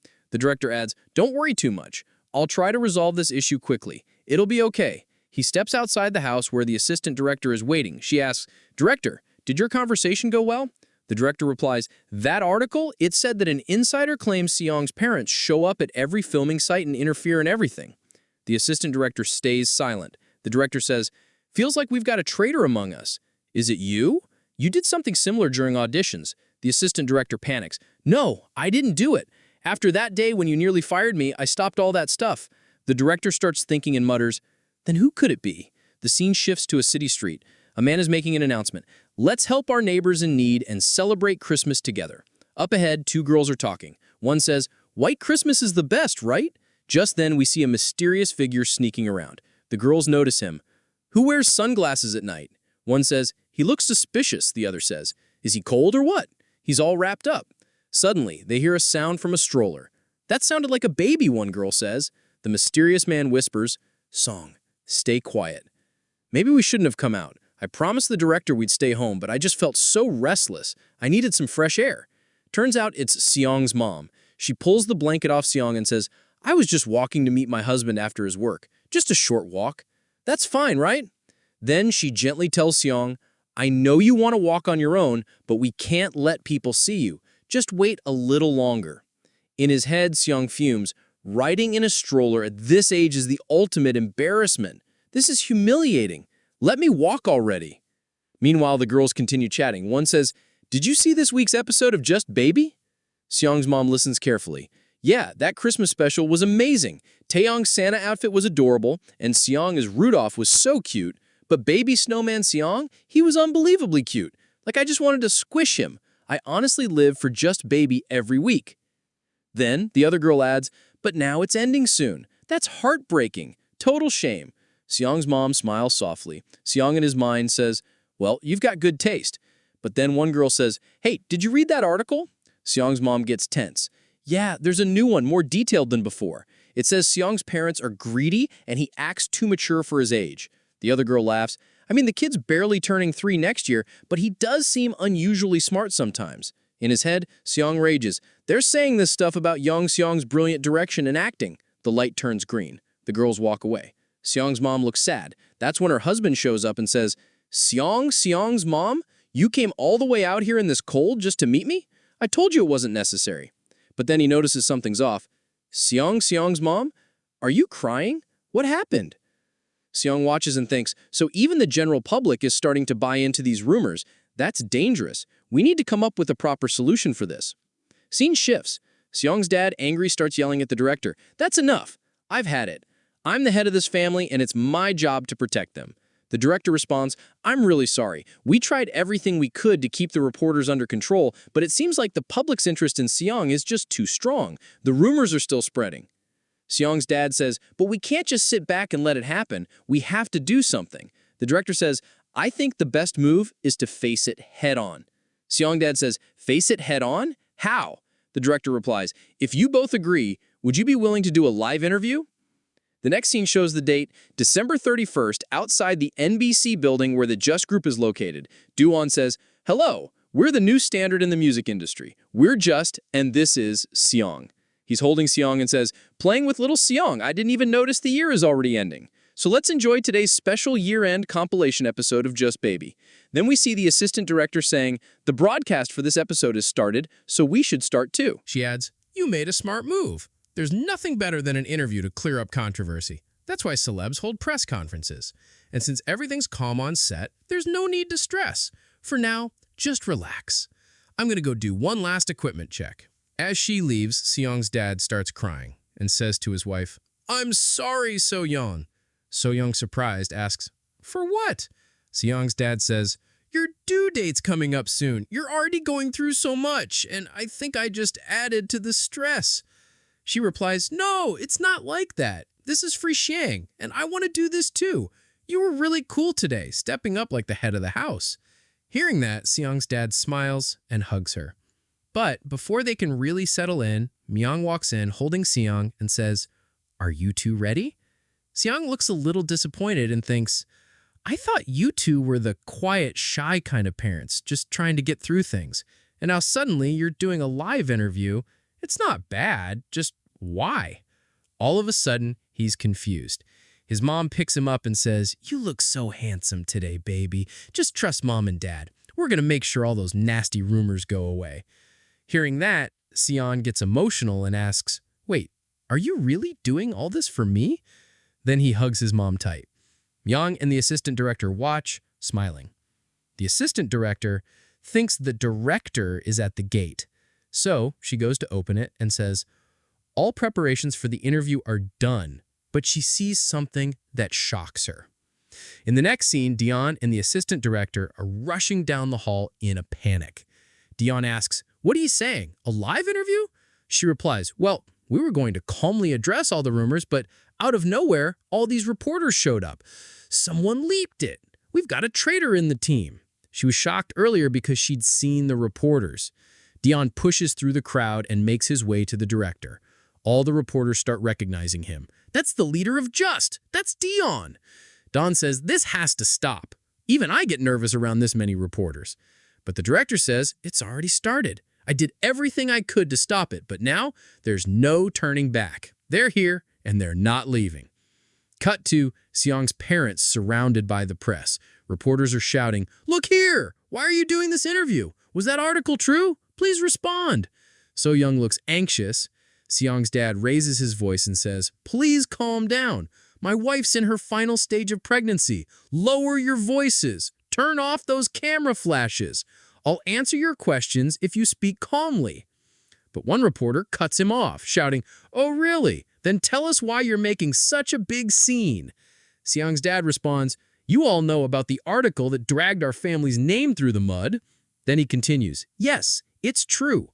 My wife and I both grew up in an orphanage. We had nothing. And when we left that place, we had no one but each other. We worked day and night to build a life. We are proud that we've lived honestly." Now, earlier we knew Seong's dad is a chef at a restaurant, but now we also find out Seong's mom works too, attaching eyes to dolls. She gets paid almost nothing, like 10 won per doll. Back to Seong's dad, he says, a neighbor was the one who discovered Seong's talent. That's how this journey began. And now I just want to say from the bottom of my heart, we are not the kind of parents who'd make our child suffer for money. Please stop spreading lies that hurt our family. But that same loud reporter yells again, "Why should we believe you? How much money have you made from your son? Show us your bank account. We need proof." Okay, seriously, this reporter needs to chill. Seong, hearing all this, gets angry and climbs down from Young's lap. He says, "Enough! Stop bullying my mom and dad." In his mind, he's raging. "Shut up, you jerks! That's what I want to say. But I can't yet. He's still just a little kid after all, so he can't pronounce everything right." But even then, the reporters are shaken seeing him like that. Keon gets emotional watching him and says something to the director. The director then says, "We're ending the interview now." Dion tells the assistant director to cut the live broadcast. Seong turns to his dad and asks, "Are you okay, Dad?" His dad hugs him tight, emotional. Seong thinks, "It's all right, Dad. You did your best. You're kind of cool, actually." Then he looks at his mom and asks, "Mom, are you okay?" But his mom looks like she's in pain and says, nervously, "Seong, honey, I think I'm going into labor." Both Seong and his dad panic. The next scene, they're in an ambulance. Seong's dad is holding his wife's hand, freaking out. "Just a little longer, honey. We're almost at the hospital." Seong looks worried. His mom says, "I'm okay, Seong." But in his mind, he's thinking, "No, you're not. You look like you're in real pain." He's screaming inside. "What am I supposed to do? I don't know anything about this stuff." Truth is, Seong has no experience with marriage or babies, not in this life or any past life. But still, he thinks, there has to be something I can do. Please, Mom, hang in there. The scene shifts again. The director and assistant director are smiling and say he's so cute. And we see Seong now holding his new baby brother, Minguk. Everyone around them is filled with joy. The assistant director says to Seong's mom, "You went through so much pain. How are you feeling now?" Seong's mom replies, "I'm okay now." Then the assistant says, "I used to think, could there ever be a baby as adorable as Seong? But Minguk, right up there too. Maybe it's because their parents are just that beautiful." That's when we find out Seong's baby brother's name, Minguk. The assistant director reaches out to touch Minguk, but Seong quickly slaps her hand away, not letting her touch his little brother. In the sweetest tone, he says, "No, you can't touch the baby," and thinks to himself, "Don't you know you shouldn't carelessly touch little kids? Go wash your hands first." The assistant director laughs and says, "Look at Seongguk already acting like a big brother." Seongguk, thinking to himself, says, "Why not? In my past life, all my siblings were useless." Then, looking at Minguk, he smiles strangely and says, "But I'll raise you right." Then, the doctor turns to Seongguk's dad and asks, "Can we film a video of Minguk and Seongguk?" After that broadcast, the public went absolutely crazy. All over the internet, everyone's talking about family. Some are asking about Seongguk's mom, others are angry at the reporters, and many are curious about Seongguk's siblings. The director says the comment section's completely blown up. Seongguk's dad agrees to the video shoot, and the assistant director starts recording. Then the dad asks the director, "What happened after we left?" The director replies, "There's nothing you need to worry about anymore. Everything's been taken care of. We even caught the traitor." We're taken back to a scene from earlier. Bun and Taeyong have Michael cornered. Taeyong demands, "What is this, Michael?" Michael replies nervously, "That's my pager. Where did you get that?" A pager is basically a device that sends voice messages. Taeyong continues, "Strange things have been happening. Things only the staff or people on set would know are suddenly showing up in articles. Even interview questions that not even staff knew about, reporters somehow found out." Michael looks panicked.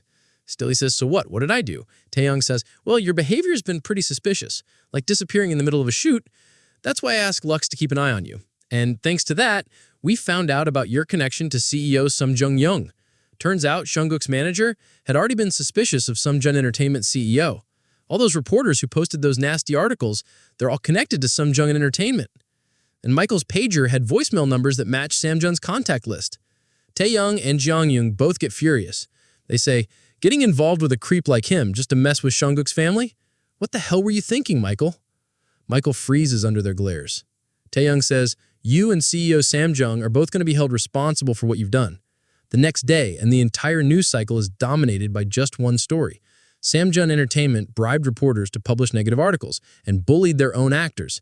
CEO Samjoon is arrested. Reporters are shouting questions. "Mr. CEO, is it true you ordered the negative press? Why did you do it? What about the controversy involving threats to your own actors?" Sam Jin-young yells, "I don't know anything about this. I said I don't know." Cut to Seongguk's dad, shocked as he hears all this. The director says, "Whatever issues Michael had, Taeyong's going to take full responsibility. He'll bring him to apologize and even offer to cover the hospital bills. Our team will contribute too." Then the director adds angrily, "If you feel like taking further action, just let us know anytime. Honestly, I should have punched Michael myself." But Seongguk's dad says, "It's all right. Thanks to all this, you gave us a really nice private room. Our whole family is together, and Seongguk's recovering well. We don't need anything else as long as the bad rumors go away." "So up," the director smiles. "Got it. Don't worry. After the interview, everything got back on track." Meanwhile, those same girls from earlier say it looks like people misunderstood Seongguk's family. They were just tricked by bad people. I feel so ashamed. Now we see tons of support pouring in for Seongguk's family. The director says the manager and I will take care of cleaning everything up. He means they're going after the reporters who went too far. Then the director adds, we're also thinking of taking a 2-month break. Songuk's mom needs time to recover too. Jin Jong asks, is such a long break really okay? The director replies, we've already got some footage stored. Don't stress, just enjoy your time with your family. The narrator of Just Baby Show chimes in, we'll see you again this spring, 2 months from now. Songuk's mom asks, is Songuk taking care of Mango? Then we cut to a scene set 2 months later. Someone's watching the news. 2 anchors are chatting. Feels like the new year just started and it's already March. Flowers are blooming too. Yeah, seeing them in full bloom really lifts your spirits. And it's not just flowers. We've got another good update, right? Everyone's favorite national baby, Songuk, is coming back. Wait, is Just Baby airing again? You heard right. A broadcast update is coming soon. At that moment, a girl steps out of the shower and asks, honey, what are you watching? The girl's Sayumi, and the man is Seongguk's father from his past life. Amosemi notices the screen and says, that's Songuk on TV. The chairman says, you know this kid? Say replies, did you forget so soon? You even met him on that commercial shoot. The chairman nods. Oh, right. I was just watching TV and for some reason couldn't take my eyes on this kid. There's something different about him. He's interesting. Sayumi sits on his lap and says, well, that's because he's a genius. A genius, he asks? Yeah. Seongguk has all the qualities of a great actor. He's the kind of kid who can become anything in the future. The chairman says, that good? Isn't he just another cute child actor? Sayumi replies, honey, I may be popular because of your connections, but I do know how to spot talent. Plus, Samjun Entertainment tried to use that kid for cheap publicity, and now they're paying for it. The chairman raises an eyebrow. Samjun Entertainment? You mean CEO Samjung? Exactly. As always, they tried to take advantage of a rising child actor, and it came back to bite them. But aren't you signed with that agency too? I am. That's why I'm trying to end my contract and leave. The terms were pretty rough anyway, so I'm better off. So, where will you go? Do you already have another agency in mind? Sayumi lights up. I have a fun idea. I'm planning to move forward slowly, but if you're interested, investing in Seongguk might not be a bad move. The chairman says thoughtfully, an investment? Not a bad idea. Next, we cut to Songuk's home. Kim So-young says, today's lunch is sweet soup. Here you go, Songuk. Songuk thinking to himself, wow, it smells amazing. I didn't know our manager Kim was this good at cooking. Then starts eating. She gives some to Domingo too, who says, thanks again today. You always make food for us. Kim So-young replies, well, I am Songuk's manager. It just comes naturally. Kim So-young says, but still, you never take any money from us, and you're always bringing food and fruit. Seong smiles gently and says, instead of talking, let's focus on eating. We're a family, aren't we? And as family, it's only natural I take care of you a little. Hearing this, Songuk lights up happily in the cutest way. Then we hear his voice in the background talking to his little brother. No, I said, don't touch that. That's your brother's food. You only get milk. Kim So-young laughed and says, these days, Manga copies everything his brother says. That means he's following Seongguk. Well, she continues, since Mingguk follows him so closely, taking care of him should be a little easier. Hearing all that, Songuk says, you're right, childcare. These past 2 months made me realize something. Taking care of kids is like living in hell. Please, Mingguk, just stop already. Mingguk is just giggling, but Seongguk looks totally worn out. We're shown a few scenes from before. Seongguk is asking, why does he cry all the time? Why won't he just sleep? Because of Mingguk, Seongguk can't sleep either. Frustrated, he thinks, why is he always looking for me? I only went to the bathroom. Basically, Mingguk is obsessed with his big brother. Seongguk says, all I wanted was a sibling different from my last life. Someone who could be like my servant. No, I mean, loyal follower in the future. He's lying. He really did want a servant.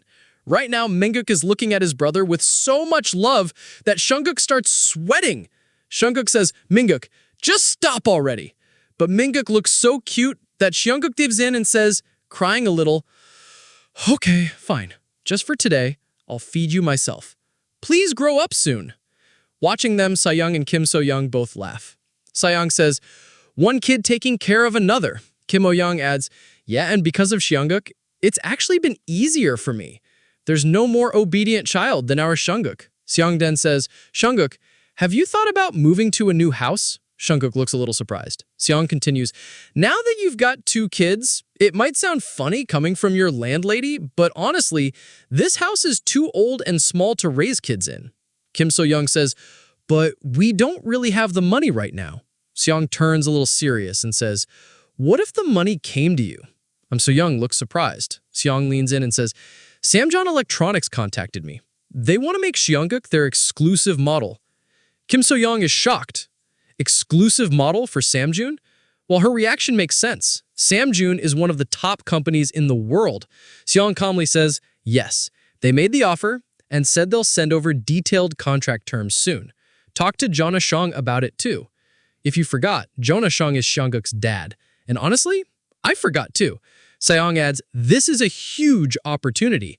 Kim Oh-young looks a little worried. Seong says, but for now, let's eat. Don't forget, we still have to go to the broadcasting station later. Seongguk says, I didn't forget. Like the director said, today's the first baby meeting after 2 months. Seong adds, they said they'll send a car to pick us up, so no need to rush. Just then, someone arrives at the gate. Seong starts walking toward it, saying, are they here already? Meanwhile, a tired Seongguk walks over to his mom. Seong opens the gate and hears someone say, it's been a while. She's shocked and says, Michael! Both Seong and Kim So-young look at him. It's Michael standing there. And apparently he's had a glow up in just 2 months. Everything falls silent. Seongguk steps in front of his mom and says to Michael, what are you doing here? Inside, Seongguk is thinking, Michael, the one who betrayed my family with Sung Jong-young. What are you thinking coming here? Don't tell me you're here for revenge or to hurt us again. But something's off. Michael actually looks a bit sad. Then Taeyong shows up from behind and smiles, saying, hey, it's been a while. Seongguk's mom is surprised to see him too. Taeyong says, looks like Michael scared you. We've been wanting to see you again and brought the car too, so this guy could apologize properly. Then he looks at Michael and says, go ahead. Michael says, I'm sorry, I was wrong. Seongguk, fuming inside, thinks, you really think an apology is enough? But his mom says, thank you for apologizing. I'm sure you have your reasons. Seongguk is shocked to hear that. His mom continues, I hope we can work well together again. Now even Min-guk looks shocked. Inside, Seongguk thinks, same here, manager. She's always been like this. So kind. Michael looks at Seongguk, who stares back and thinks angrily, as great as my parents are, I'll be that much stricter and more perfect. There won't be a next time. Got it, idiot? Just then, Taeyong says, all right, let's get going. Everyone's waiting for Seongguk's family. Next scene, the director comes running toward Seongguk and Seongguk comes running toward him. They hug each other tightly. The director says, is it because it's been a while? You've always been a little distant, but today you're being so sweet. It makes me happy, Seongguk. Seongguk smiles and thinks, director, I realized something. I was made to work. I'll live for work and I'll die for work. But the real reason, he's just totally exhausted from childcare and is dying to get back to work. The guy is clearly traumatized. The director turns to Seongguk's mom and asks, how have you been? Then we see Min-guk's expression change. He's about to cry. The director walks over and says, Min-guk's gotten even cuter these last 2 months. And right then, Ming starts crying. He wants to be with his brother. Surprised, the director asks, why is he crying all of a sudden? Seongguk's mom smiles and says, Min-guk always tries to stay close to his brother. He's crying because he can't see him right now. In the background, Seongguk pleads, director, please save me. Start the shoot already. The director realizes why Seongguk was being so affectionate earlier. Then he turns to Min-guk and says, it's been a while, manager. Over the past 2 months, there have been a few small changes. Now that everyone's here, let's get started. He adds, we still have about 20 episodes left until the final one. If everything goes according to plan, the last broadcast will be in September. Seongguk's mom looks a little surprised, and Mayong listens carefully.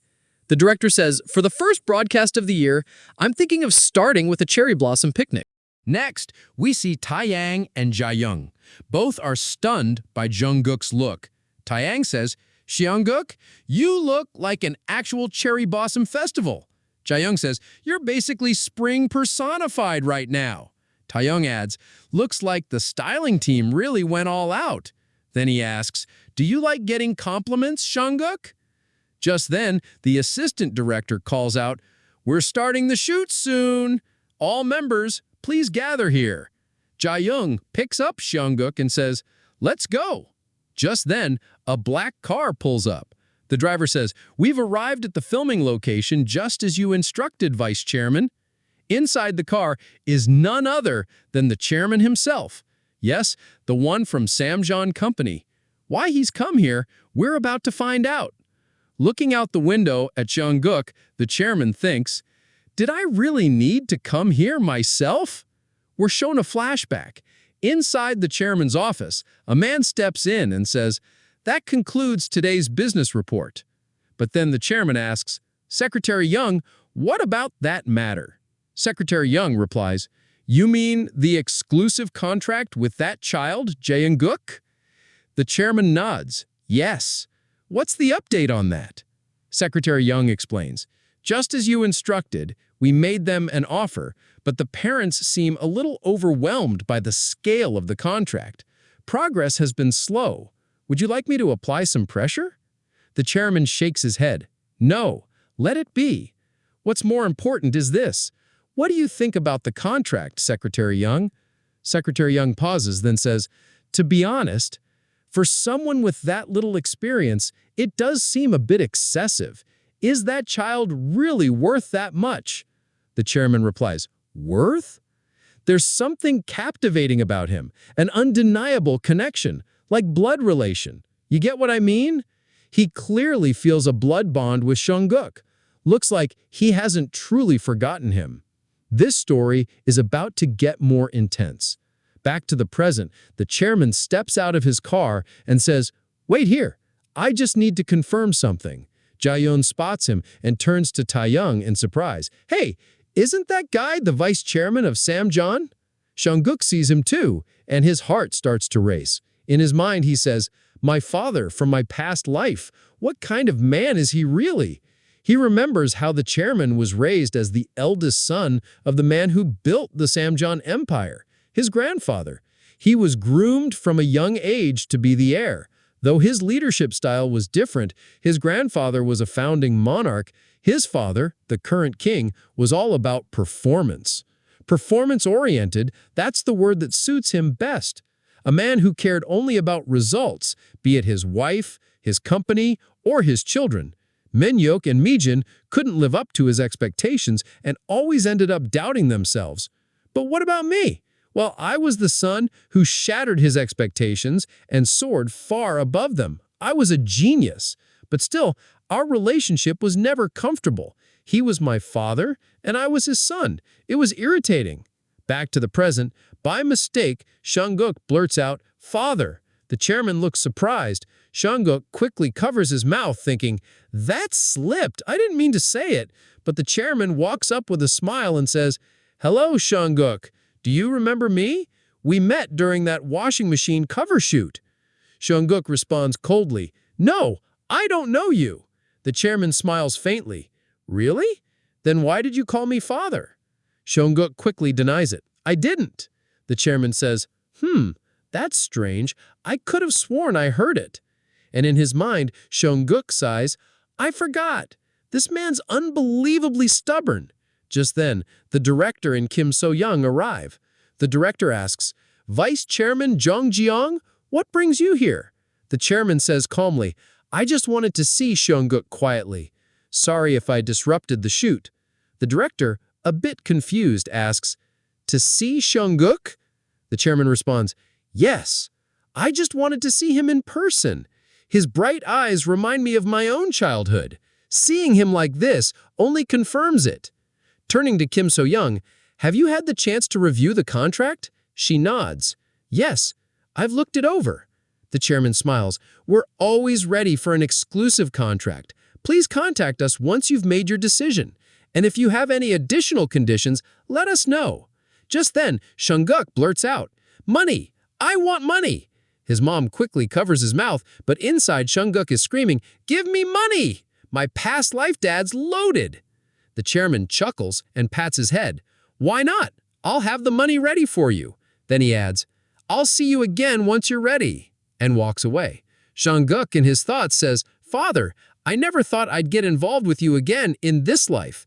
A vice chairman of a massive business group and a regular guy like me. There's such a gap between us." We're shown a flashback where the chairman smiles and says, "A new project. I can trust you with it, my smartest son. I expect great results." Back to the present, Songuk smiles. The director says, "All right, let's start the shoot again." And Songuk thinks, "Right now, what matters most is my current life. Let's focus on the shoot. We see arcs from each episode: Spring Picnic Special, Children's Day Special, Summer Vacation Special. Then we cut to a scene outside the studio where a crowd of fans is gathered. Kim So-young says, "It's packed again today." The assistant director asks, "How do they even find out we're filming here? It's getting hard to shoot thanks to all the JS fans." Songuk says to Kim So-young, "I want to go down." The assistant director nods. "JS is basically a national idol group now. Be careful, some fans even sneak on set." As Songuk walks downstairs, he thinks, "Wow, these kids really grew up. JS isn't just a group of kids anymore. In fact, he means they've become insanely popular." He narrates, "As JS Baby got more famous, they never neglected their concerts or albums. That's why they became top idols in the music industry over the last 6 months. And of course, I did a bunch of top-tier commercials too. Kids' fashion lines, luxury products, you name it." He smirks. "Even the director got a fat bonus, I heard." Meanwhile, the assistant director says to Kim So-young, "I need to talk to you for a moment."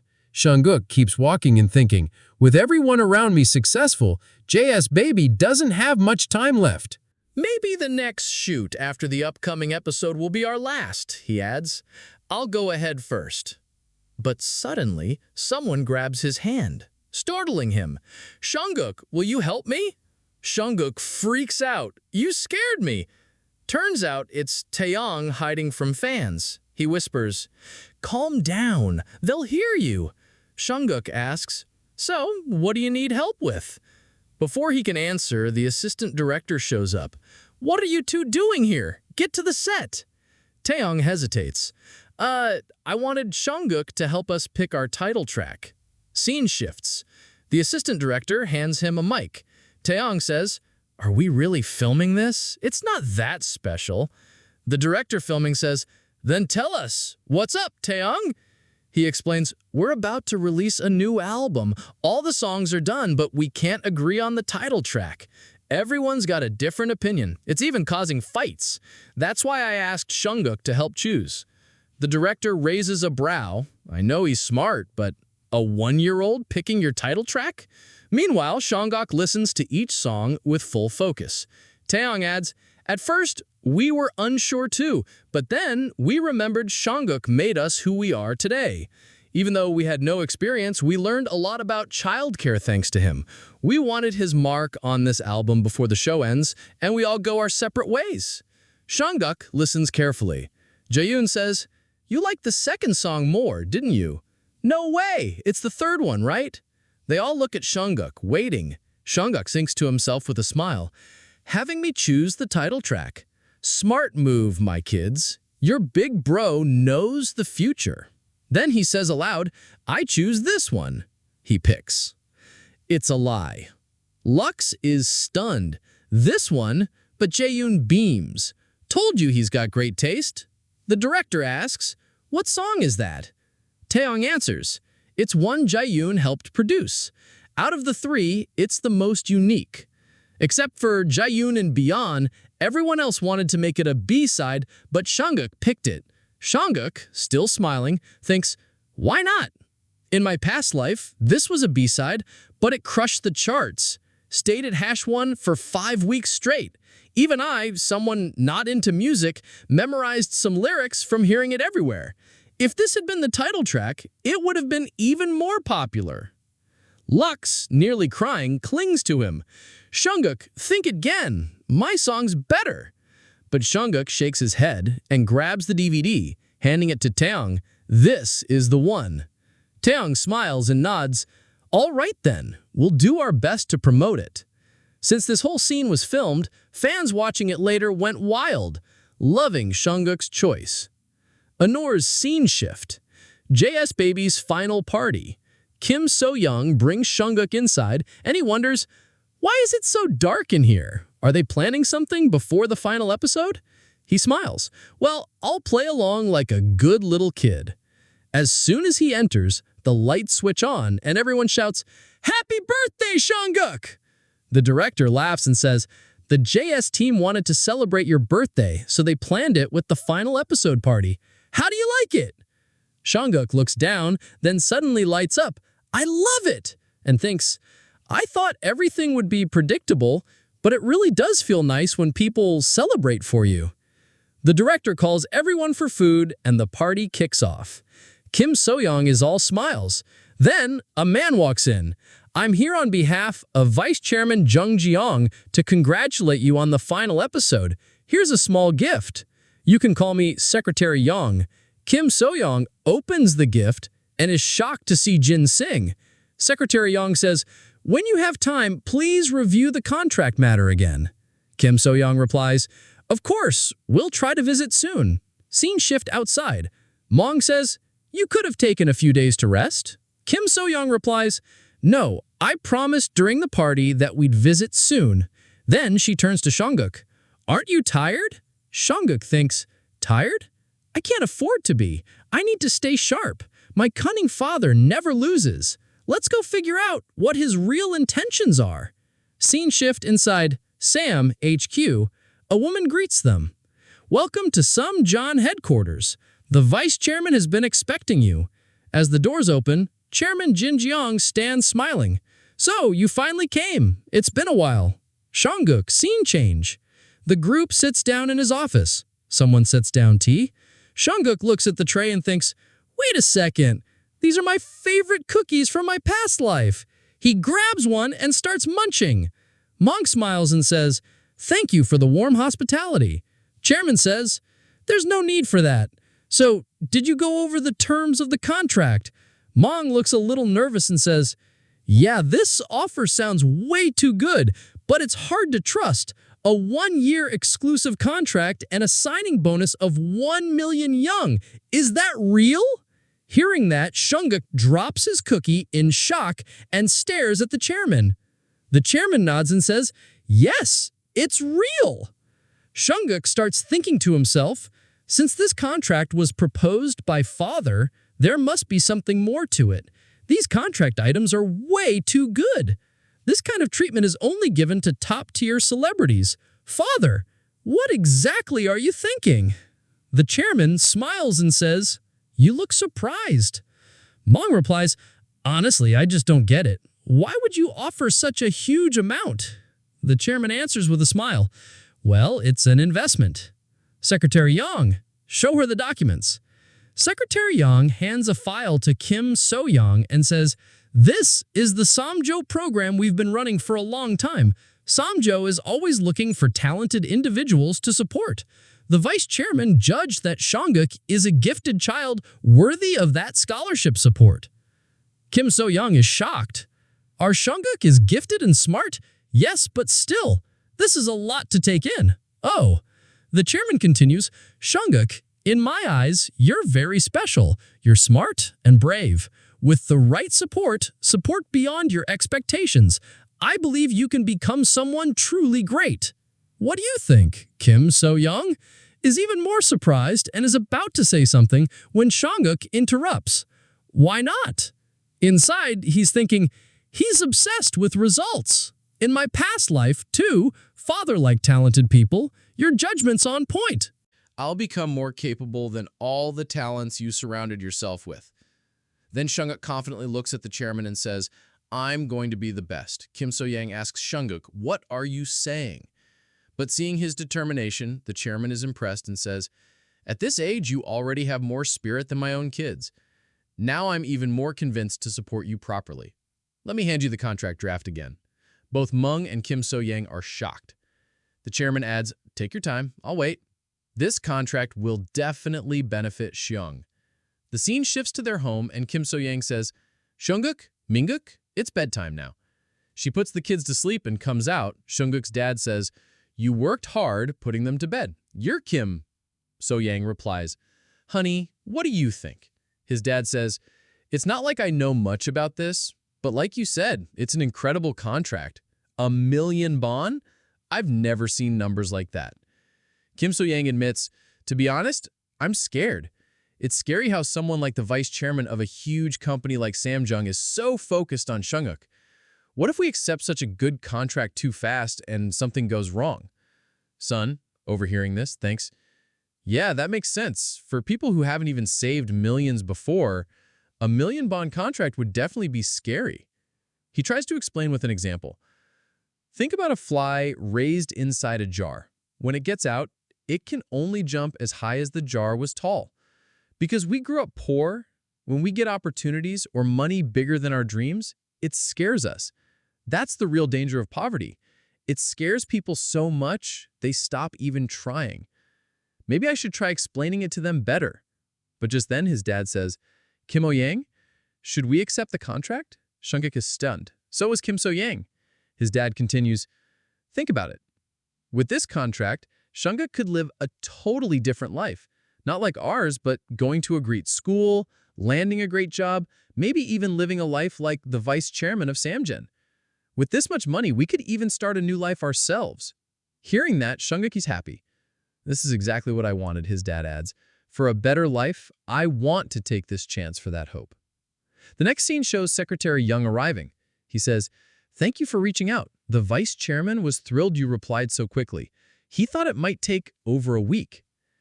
Kim So-yang says, about the changes to the contract terms I mentioned over the phone? Secretary Young responds, yes, just like you requested. We shortened the contract duration to 1 year and lowered the signing bonus from 1 million won to 1 million bond.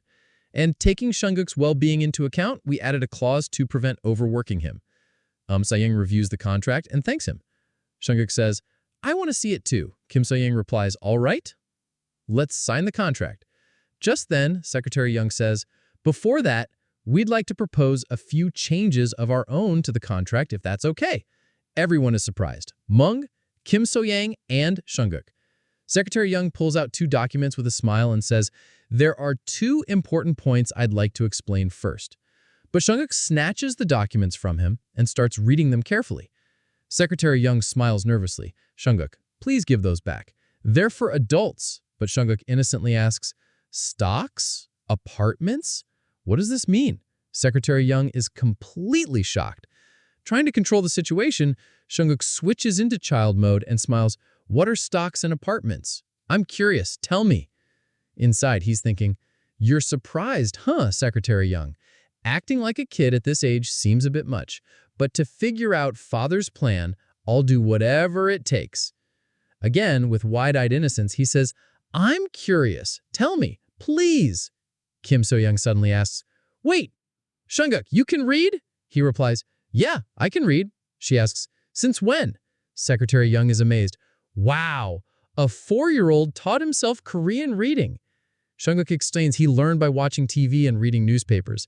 Back to Secretary Young, who says, can he really read such complex words?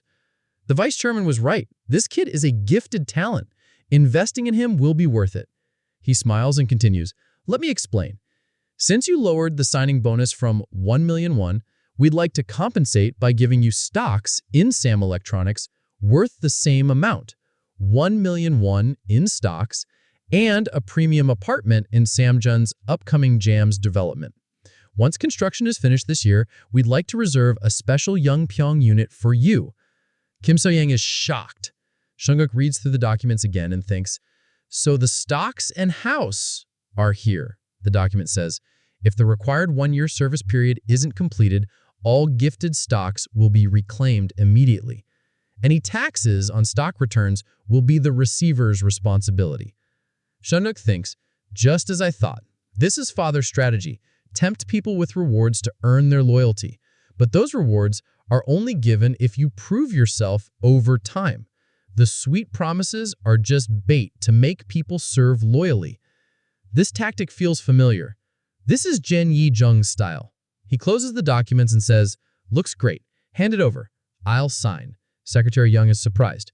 Kim Il-young stops him and says, you can't do this. But Songuk insists, I'm going to sign this contract no matter what. Thinking to himself, do you even know how high Sam Electronics stocks will rise and the value of those Jams apartments? This contract is a must. Then he shouts, I'm going to make all of this mine. Kim Il-young gets angry and is about to scold him, but Mung stops her. Let's go ahead with the contract. This is a great opportunity for Songuk and the family. Mung turns to Secretary Young and says, "Thank you for these excellent contract terms, but this contract is a bit much for one individual, so we're planning to establish a company. We'll sign the deal company to company." Secretary Young looks confused. Mung explains, "An agency solely for Songuk. We're planning to create a one-person agency." Secretary Young is delighted. That's a great idea, especially since more contracts will come in the future. Songuk smiles and thinks, "This will be my first company with my name on it." Manager Kim probably came up with this idea to help me. Then we flash back to a few days earlier. Myung had asked, how about forming a one-person agency? Seon-yuk had thought, how did she come up with such a smart idea? But I'm not stopping at just one-person agency. I'm planning to build a global company. Secretary Young smiles at Myung. Let me know if I can help in any way.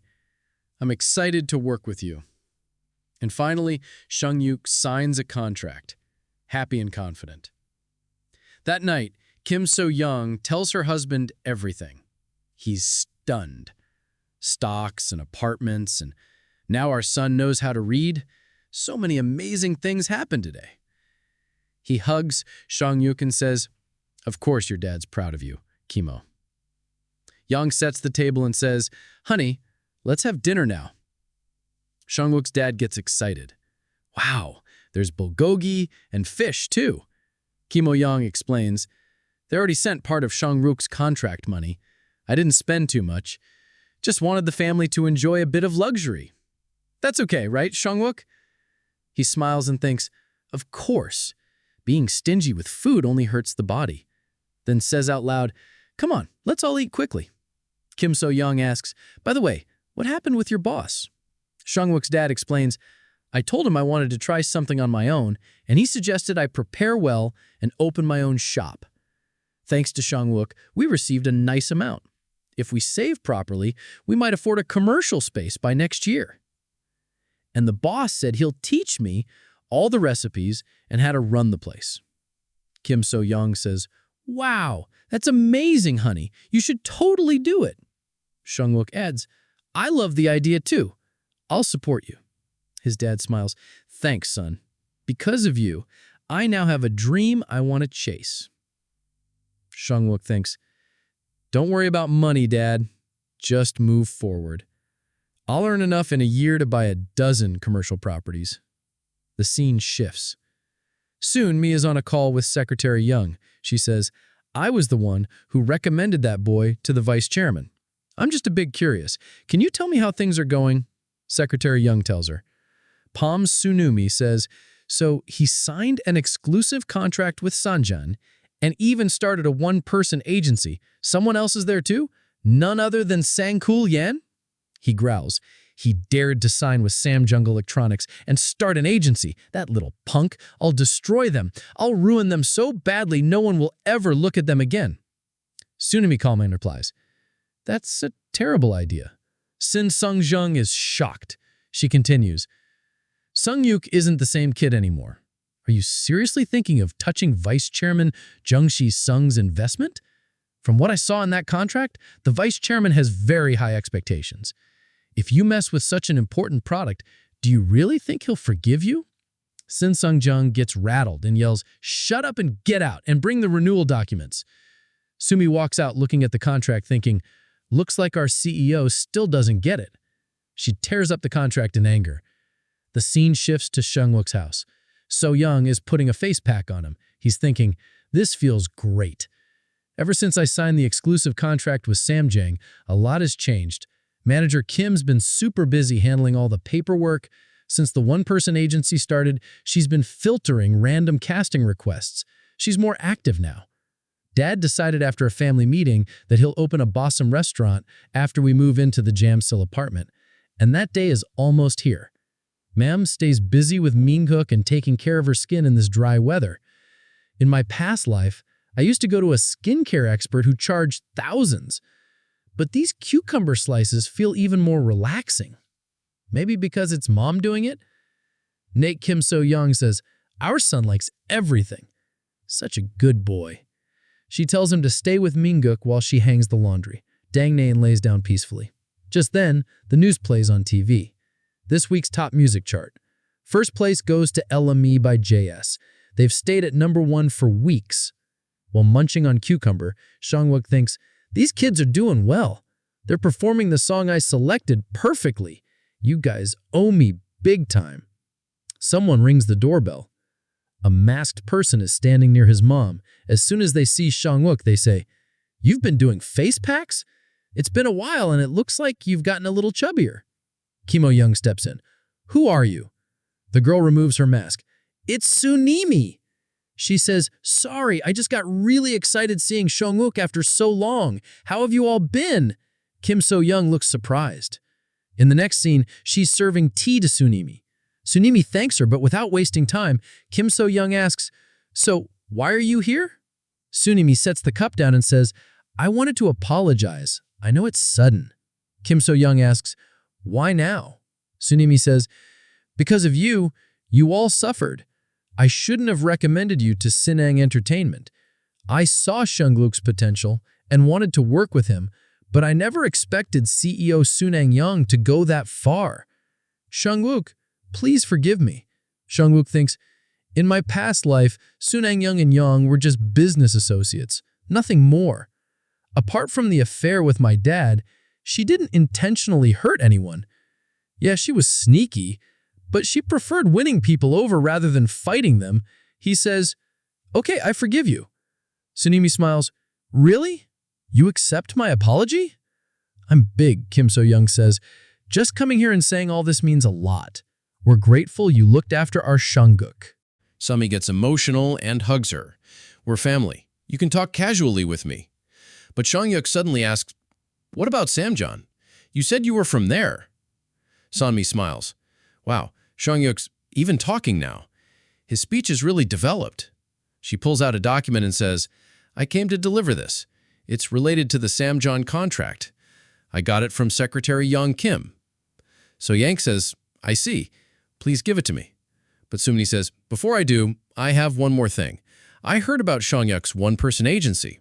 I want to join. Everyone is shocked. Kim So-yang asks, how did you find out? Sunu replies, I practically begged Secretary Young to tell me.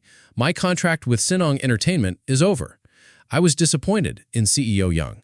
I want to work in an agency that treats actors like family. Hearing the word family, Kim So-yang gets emotional. Somi comes closer and says, Mother, please think about it. This is a great opportunity for everyone. I'll get to work with good people, and I'm famous. I earn good money. I can help build the agency. Kim So-yang starts considering it, but Sunmei's thinking, if I can lock down this position, it'll be easier to move things my way. Yo, she says. So let's sign the contract, shall we? Kim So-yang agrees. Yes, let's do it right away. But Songuk suddenly says, no, absolutely not. Sami asks, but why? Kim So-yang says, Songuk, what are you saying? He turns away and lies down. I don't know, but no. Kim So-yang sighs. I don't know why he's acting like this. You can discuss the details with me and Minguk. But Songuk starts crying. He says, no, absolutely not. No way. Hearing this, Kim So-young is shocked and says, he's never acted like this before. The noise wakes up Minguk, and as he hears his brother's voice, he thinks, my brother is crying. My brother is crying. And he starts crying too. Saying this, Kim So-young gets even more worried and says, oh, dear, now Minguk's awake too. I'm so sorry, Miss Siami. I'll be right back. And she quickly steps out. Siami looks confused and says, why doesn't our Songuk like me? I'm really curious. She gently touches Songuk's cheek, but he brushes her hand away and thinks to himself, well, because I can see your hidden intentions loud and clear. Siami never does anything that doesn't benefit her directly. You're looking at me and the future value of my company, thinking about making a small investment, but I'm not about to bring someone like that into my company. My company will be made up of people who are truly mine. I don't need opportunists who come and go based on calculations, especially not a woman who would run to my father and tell him everything without thinking. I have no need for someone like that. Then Songuk speaks up again, saying, family? Not a chance. That's completely off the table on our side. Siami looks stunned. Just then, Kim So-young returns and says, "I'm so sorry. I just couldn't get them to stop crying." Siami smiles and says, "I really wanted to join Shangyuk's agency, but I guess it's better to show a little more honesty." Shangyuk, thinking to himself, "Try all you want." Sami sets down documents from Samjeon, slips back into her usual cool masked demeanor, and says, "We'll talk again later." As she walks out, Shangyuk, in his mind, continues, "It's not that I don't recognize Sanemi's value. I just want someone who genuinely wants to become a member of this agency, not just someone who's passing through." But what Shangyuk forgets is that his mom, Kim So-young, is furious with him. She scolds him saying, "What kind of behavior is that in front of a guest?" She was so shocked, she left immediately. Do you think it's okay to be rude to someone just because they're older? Trying to deflect, Shangyuk quickly shows her the documents left behind. Kim So-young is still angry, but as she opens the documents, she sees they're related to an advertisement, an upcoming spinning product, by Samjeon. Rolling on the floor, the scene shifts to an outdoor location where they've arrived for a commercial shoot. Kim So-young says it's in Seoul. Today they're filming a new advertisement for Samjeon Company's latest vacuum cleaner. The director meets Shangyuk and his mom, looking pleased. Shangyuk's mom mentions that they've received sponsored clothes and says Shangyuk looks really good in them. But Shangyuk thinks to himself that Petticoat song, a brand name, actually means little pig in French, which makes him feel a little insecure about his bulky figure. Just then, the chairman's car pulls up, and with him is Samjeon Company's founder, Jin Yo-shin, Shang's father. The founder tells the chairman not to think of him as an old man. He faked being sick just for the media. He's clearly unhappy about the chairman's idea for the new ad centered around a child actor. He believes Samjeon has always produced classy and professional advertisements. The chairman tries to explain that change is necessary. He says this new ad style is trending and will help Samjeon move away from its boring old image. The founder gets annoyed hearing that, but seeing the chairman's confidence, he reluctantly agrees to let him do things his way. When he sees Shang, he asks why the chairman is putting so much effort into that kid. The chairman smiles and says he's an investment. The founder is surprised and asks what's so special about the kid. A flashback plays where the chairman is convincing Shang Meek to let Shan join their agency. Shang explains it's an investment because the entertainment and advertisement industries are changing fast. These days, it's all about looking relatable and approachable. She is adapting his image to fit market trends, which could make him a valuable asset in the future. Back in the present, the founder watches Shang reading and is stunned when the chairman tells him Shang is only 3 years old and already knows how to read. The founder shocked, even a bit regretful, saying that none of his grandkids are on this level, and wishes Shang were his own grandson, not knowing he actually is, and even better than he imagines. Ram, engrossed, scratched his ear, wondering, is someone gossiping about me, or is this script just that itchy? Ram studied the ad story linear commercial for Samjeon's new vacuum cleaner.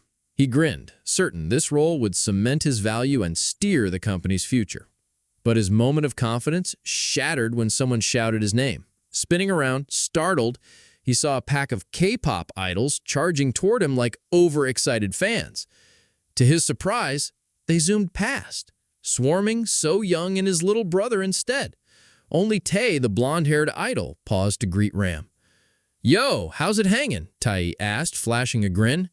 Ram, cheeks pink, mumbled, "Pretty good, thanks." He couldn't help but notice the idol's glowing energy like they'd just chugged a gallon of sunshine.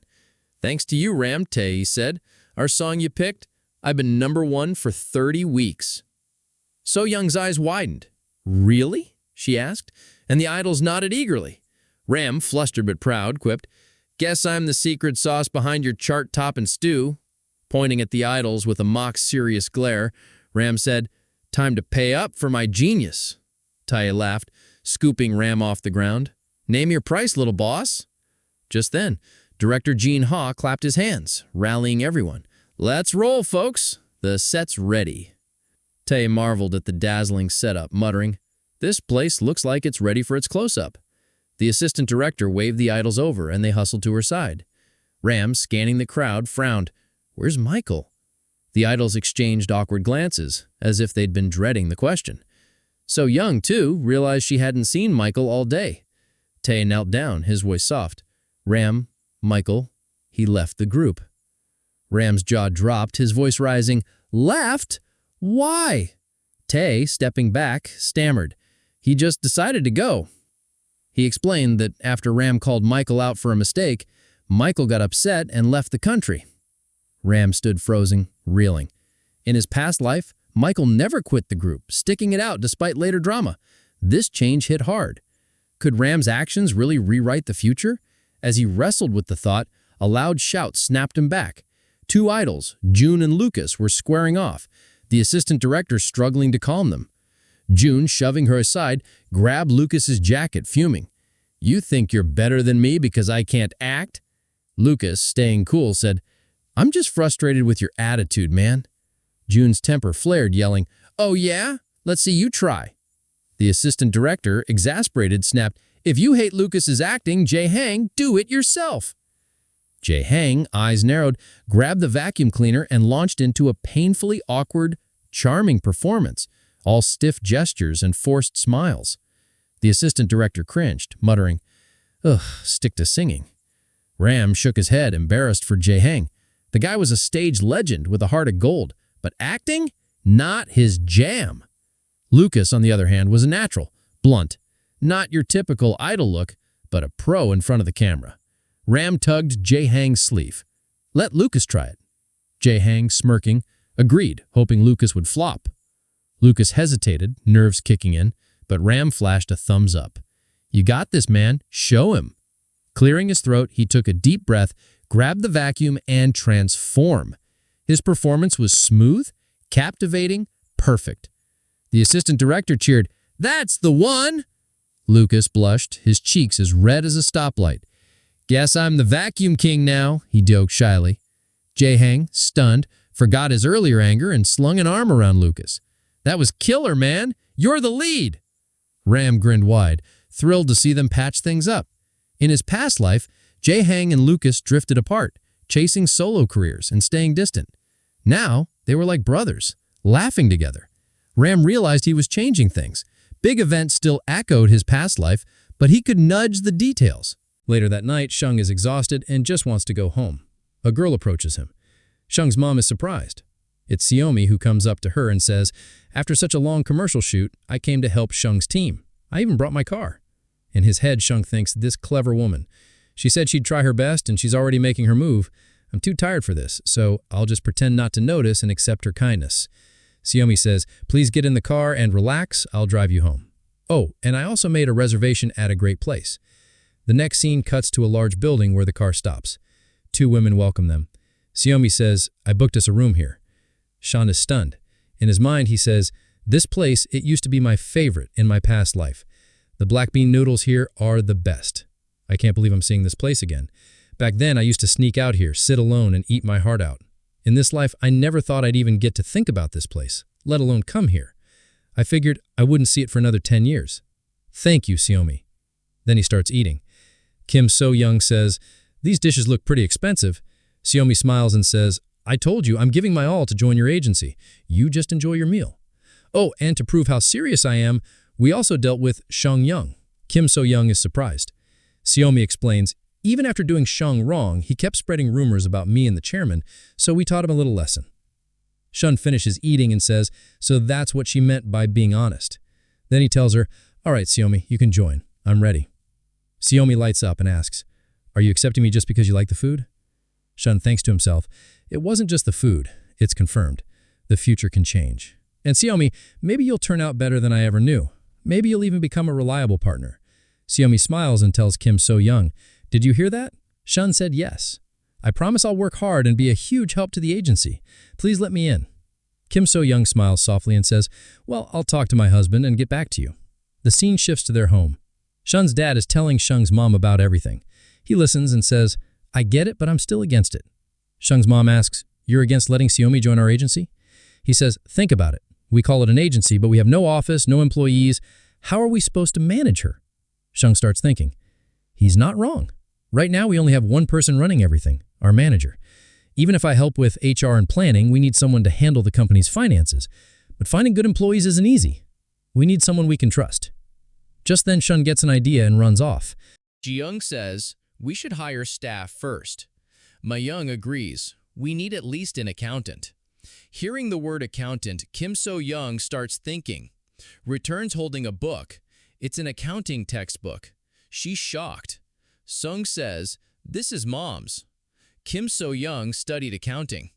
Mei-young asks, "Is that true, Kim So-young?"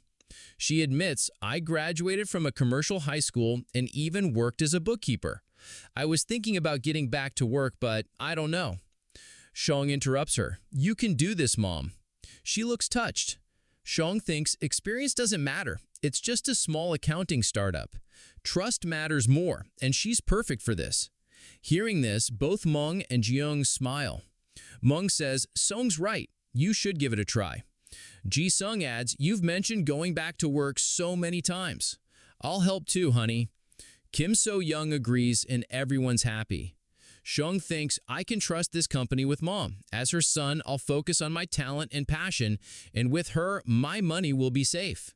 Xiaomi is obsessed with herself, and I'm obsessed with my money. Ma-young says, "The upstairs room is empty. We can set up an office there. It's my building, so no need to worry about rent." Kim So-young is surprised.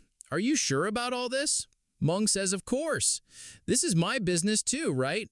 Sung smiles and thinks, "Well done, manager. Having a sense of ownership is so important. Let's build something big with SKJ." The scene shifts. Somi comes to Sung's place with a watermelon. She says, "I heard you're setting up your office today, so I came over. These desks and supplies look really professional." Kim So-young says, "It's just 2 desks in a small upstairs studio. It's old. I feel embarrassed." Xiaomi replies, "What are you saying? I like places that are clean and efficient. Size doesn't matter. A fancy office means nothing when people like Shongyong are outside. Oh, and I wanted to show you this." She pulls out a newspaper article. Top star Xiaomi signs exclusive deal with SKJ, Shong's one-person agency. Kim So-young says, "There's already an article?" Xiaomi smiles. "Now that I'm in, you can't back out. By the way, where's Kim?" So-young invites her in and says, "Busy taking care of his little brother." Shong is reading a fairy tale to Mingub. Xiaomi is touched. "That's so cute. You're reading a fairy tale for him?" Kim So-young says Ming's learning to walk again, and he's glued to Shong like glue. It's hard for him to manage him. Xiaomi says, "Shong's such a good kid, but if Ming's growing up, maybe he can come with us too." Shong is startled and wonders, "Wait, where are we going?" Xiaomi explains Vice Chairman Zhang's son, Zhang Taegu, has his 10th birthday coming up. Shong looks surprised. Kim So-young asks, "Birthday party?" Xiaomi replies, "Yeah, it's in July at the Samjeon Hotel. It'll be fun." Shong thinks, "Taegu's birthday party. In my past life, he never helped me. My careless little brother, am I really going to see him again?" Just then, Mingub touches Shong's cheeks and smiles. Shong says, "That's right. You're nothing like him. You don't just follow me, you cling to me a little too well." But wait, July? Why does that date stick in my head? What happened that day? The scene cuts. Everyone's sleeping when a call comes in. Kim So-young picks it up. It's Secretary Young. Hearing the voice wakes Shong up too. Kim So-young says, "You mean today's party?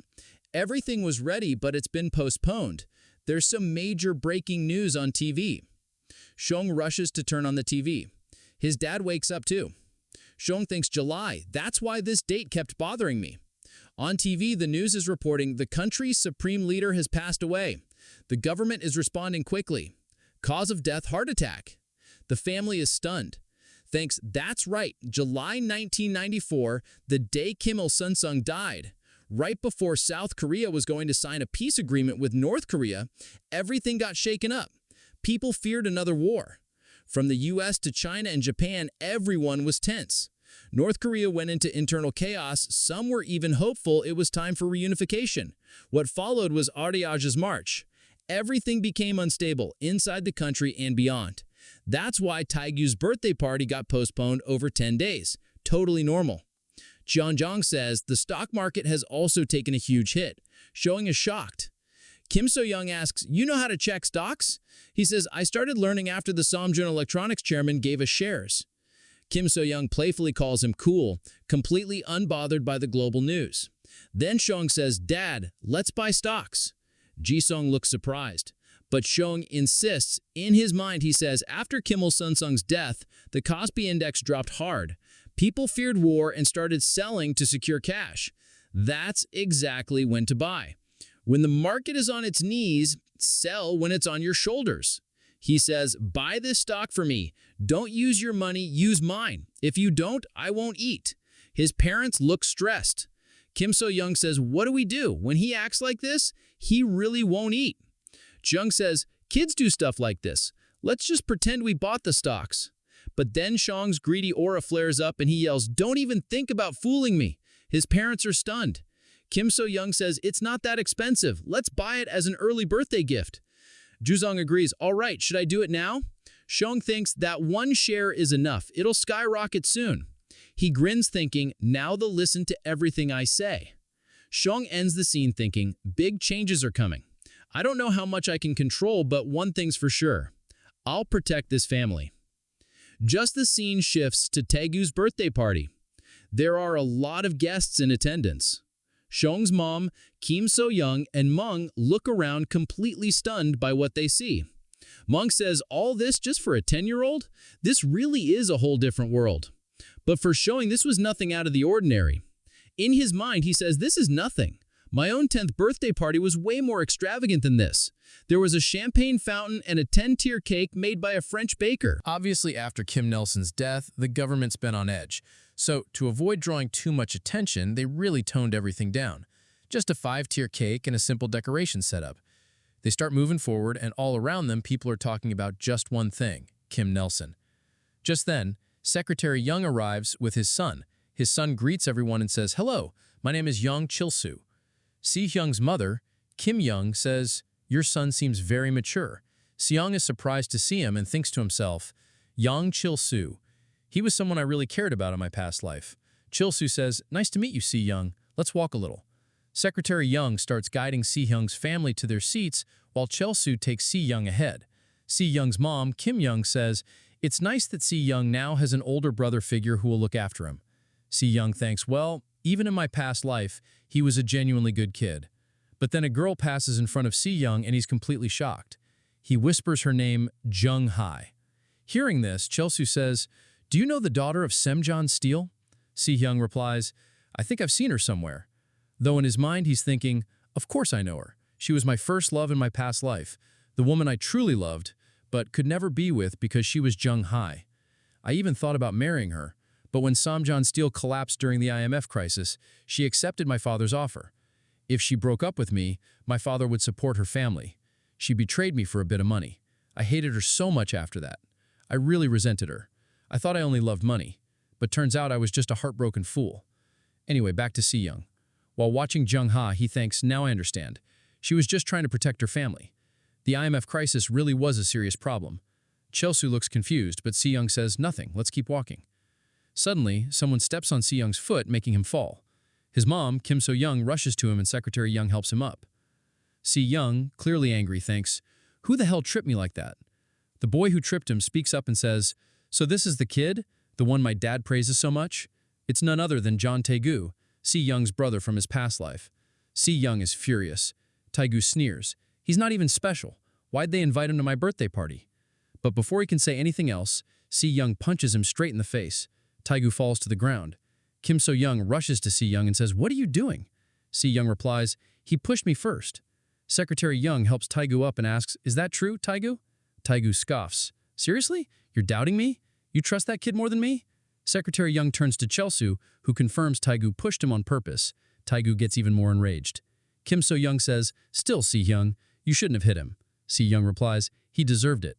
And thinks to himself, you think this is my first time dealing with someone like him? He's a classic bully, only goes after the weak. John Taegu, unless you fight back, he'll never stop. Then Si-young starts mocking Taegu. Secretary Young finally says, enough, Taegu is wrong too. Even as Taegu continues to shout, Secretary Young warns, if you make more of a scene, the chairman won't like it. That shuts Taegu up immediately. Si-young thinks, still terrified of dad, huh? Even in this life. Kim So-young picks up Si-young and says, are you hurt? Looks like you scraped your knee. Let's put some cream on it. From a distance, Taegu watches this and asks Secretary Young, when is Mom Kim So-young coming? Secretary Young replies, Madam said she's tied up with work and will be late. Just enjoy the party. Taegu sulks. It's always like this.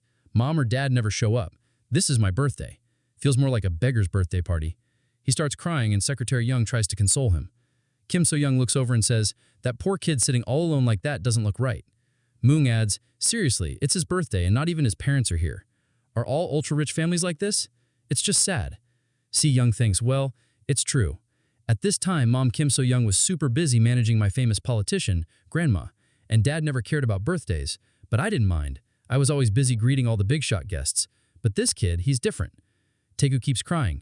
Not everyone's like Si-hyung. This kid is different. Then Secretary Young makes an announcement. Thank you all for coming to John Taegu's birthday party.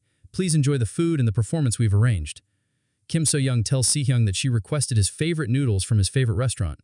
Hearing that, Si-hyung lights up and starts eating happily. Secretary Young then announces, today's performance is by the national idol group Just. They'll be performing just for us. Si-hyung starts watching them. Suddenly, Jung-hae screams, Saimyopa, you're the best. Somebody please arrest me. Anyway, Si-hyung thinks, oh, so this is the type she's into in this life. Just begins their performance. Taegu thinks to himself, been a while since I saw Si-hyung and Just perform together. Kim So-young and Jung-hae look excited. If someday a member of Just goes missing, don't suspect Si-hyung. He's innocent. Si-hyung thinks, still, this is pretty impressive. Secretary Young really saved the party with food and entertainment. But no matter how hopeless that kid is, watching him crying alone like that just doesn't feel right. Where the hell are his parents? Why haven't they shown up yet? Just then, Secretary Young looks surprised. Chairman and his wife have finally arrived. Everyone welcomes them. The chairman walks over to Si-hyung. His wife says, so this is the boy you've been talking about. He's cute. This woman helped Si-hyung in his past life. Si-hyung looks at her and thinks, don't say cute with that face. Cold and sharp just like always. The kind of woman who only knows how to work. Taegu is thrilled to see his mom, Kim So-young. Si-hyung's mom says, looking at everyone together like this, it almost feels like a happy family. Si-hyung thinks, please don't say things like that. What you see isn't what it is. My past life family had no love, no warmth, just money and achievements. But now I have a new family, and with them it feels like I can go anywhere. I'll go further with this family by my side. Scene shifts, it's 1995. Si-hyung is now 5 years old. We see his parents panicking, saying, Si-hyung, please wake up. He's lying unconscious with an oxygen mask. Wait, what just happened? Everything was fine a second ago. Why is he in the hospital? Next, we see two guys who've just finished moving furniture. One of them says, it's all done. We set up the place just the way you asked. Si-hyung's dad, Jan Ji-song, walks in and says, thanks. I can't believe it all came together so well. The mover replies, well, you paid extra for Sanj to handle everything properly. Then chuckling, he says, anyway, we'll be heading out now. Before they leave, Si-hyung's dad calls out, Si-hyung, come here. You should thank them. Si-hyung runs in. Did you call me? He's safe. So what was that hospital scene? Was it past or future? We'll find out later. Anyway, the mover gets excited seeing Si-hyung and says, we're big fans of your whole family ever since Judge Baby aired. Then he hands over a teddy bear. My wife made this herself. She really wanted to give it to you. Si-hyung smiles sweetly and says, thank you so much. The mover leaves, clearly delighted. Kim So-young steps out and asks, all done? Min-guk's asleep.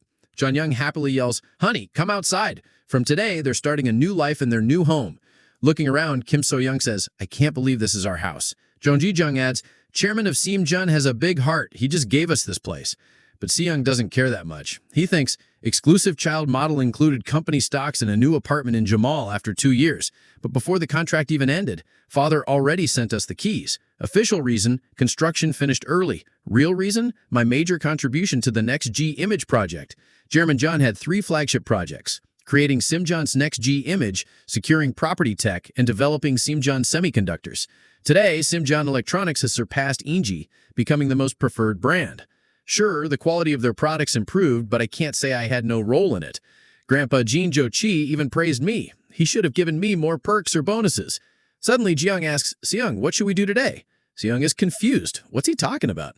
Then the news pops up on TV. The stock market is tanking. People are selling off everything. Si-hyung realizes what his dad meant, stocks. He says, Dad, we should buy more Simjon Electronic stocks. Jung replies, their stock just dropped a lot. Si-hyung gets annoyed and thinks, this year's global economic coal wave tanked the entire market. Small-minded investors are panic selling, but Simjon has a bright future. The real story of Simjon Semiconductors is just beginning. They probably secured drum protection tech in secret early this year. Then he tells his dad, anyway, I really think we should buy more Simjon Electronic stocks. Jung asks, is this just a gut feeling? Si-hyung nods. Jung says, then we should definitely buy. Seong then explains in his thoughts, Dad basically became my stock manager. One defense stock I told him to buy went up more than 10 times. Since then, even with some doubts, he always asks me first. Then Seong asks, Dad, why are you so into stocks? You're not just chasing money, are you? Jung blushes and says, No, not at all. It's just seeing you make all the right predictions and helping us make some money, it's exciting. Plus, I've been thinking if I save up enough, I can finally give your mom a proper wedding gift. Seong is touched. He hugs his dad and says, I'll help you all the way. Jishan gets emotional too. Just then, little Minguk walks in, now 3 years old, and says, Brother, read me a book. Seong replies, You're up? I'm kind of busy, but Mom's caught up in kitchen work. All right, come here. Minguk happily sits beside him. Seong says, Let's see what book you brought today. Crime and Punishment. Not bad. Jung is shocked hearing the title. Wait, what are you reading to him? Seong starts reading and thinks, I am personally giving Minguk the elite early education I got from Simjun. Everything from humanities to economics to multiple foreign languages. This kid has potential. Unlike John Taeku, who was a total idiot. I'll train him well and turn him into someone smart and useful. Then a call comes in. Kim So-young picks up. It's Mung. She says, Yes, we've completely moved in. You can visit any time. Oh, there's a new celebrity interview today. No problem. Come when you're free. Seong thinks, things at SKJ are going well too. Putting Mung in charge was definitely the right call. Kim So-young continues. A new job? There's an event at the Sunjan Electronics department store. The chairman will be there too. Seon frowns and says, Guess I have to deal with that old-fashioned guy again. Soon, Mung arrives to pick them up. Kim So-young says, You came? I was thinking Seong and I would head to the event ourselves since you must be busy. Mung smiles, Doesn't matter how busy SKJ is, my real job is managing Seong. By the way, where is Seong? Seong peeks behind his mom. I'm right here. Mung says, Wow, you look really cool. Looks like you put some effort into it. All right, let's head to the Simjung event hall.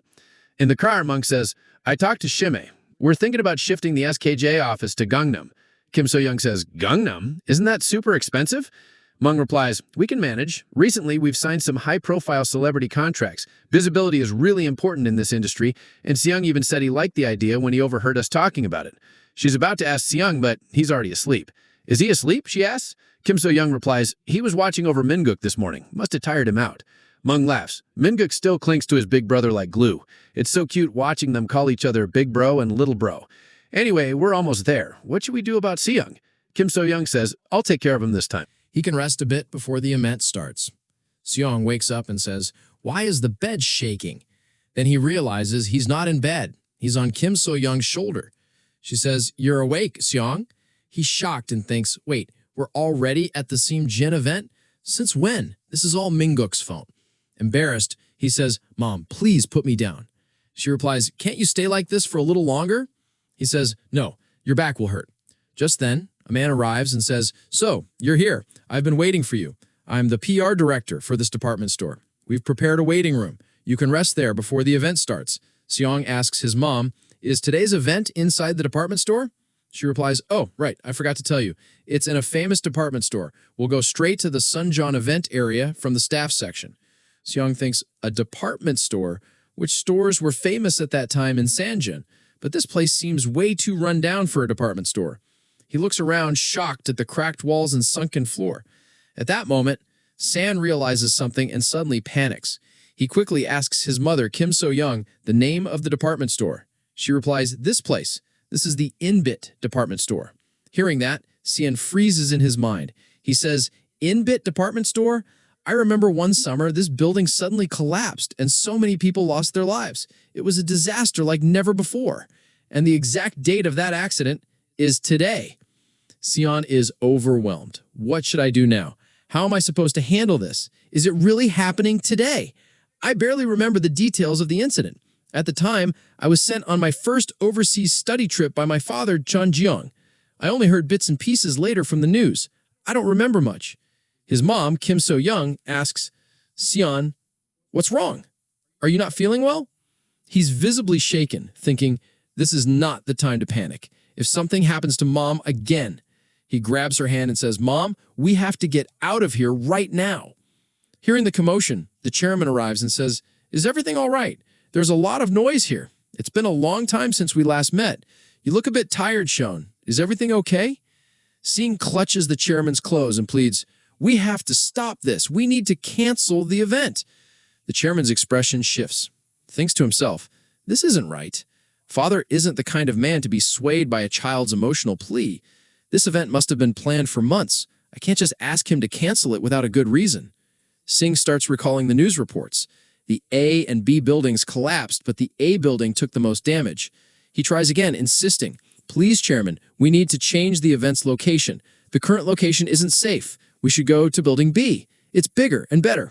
Minjung and Kim So-young are shocked. Singh thinks, of the two buildings, only building B suffered minor damage. It barely avoided collapsing.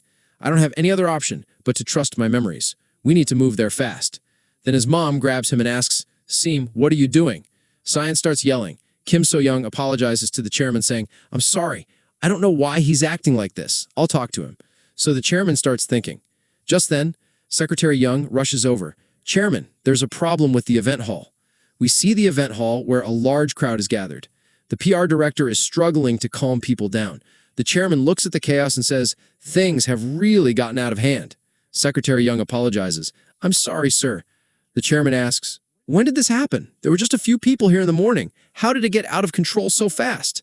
He quickly understands. It makes sense. The head department tried to handle everything on his own when he heard I was coming. The PR director is crying, saying, "I can't let the chairman see this. I'll lose my job." The chairman adds, "That news report mentioned that CN and the Just Group were attending." That must be why so many people came. Gets even more worried and says, "This is serious. We don't know when the building will collapse. We have to act fast, you know?" The chairman looks at Sion.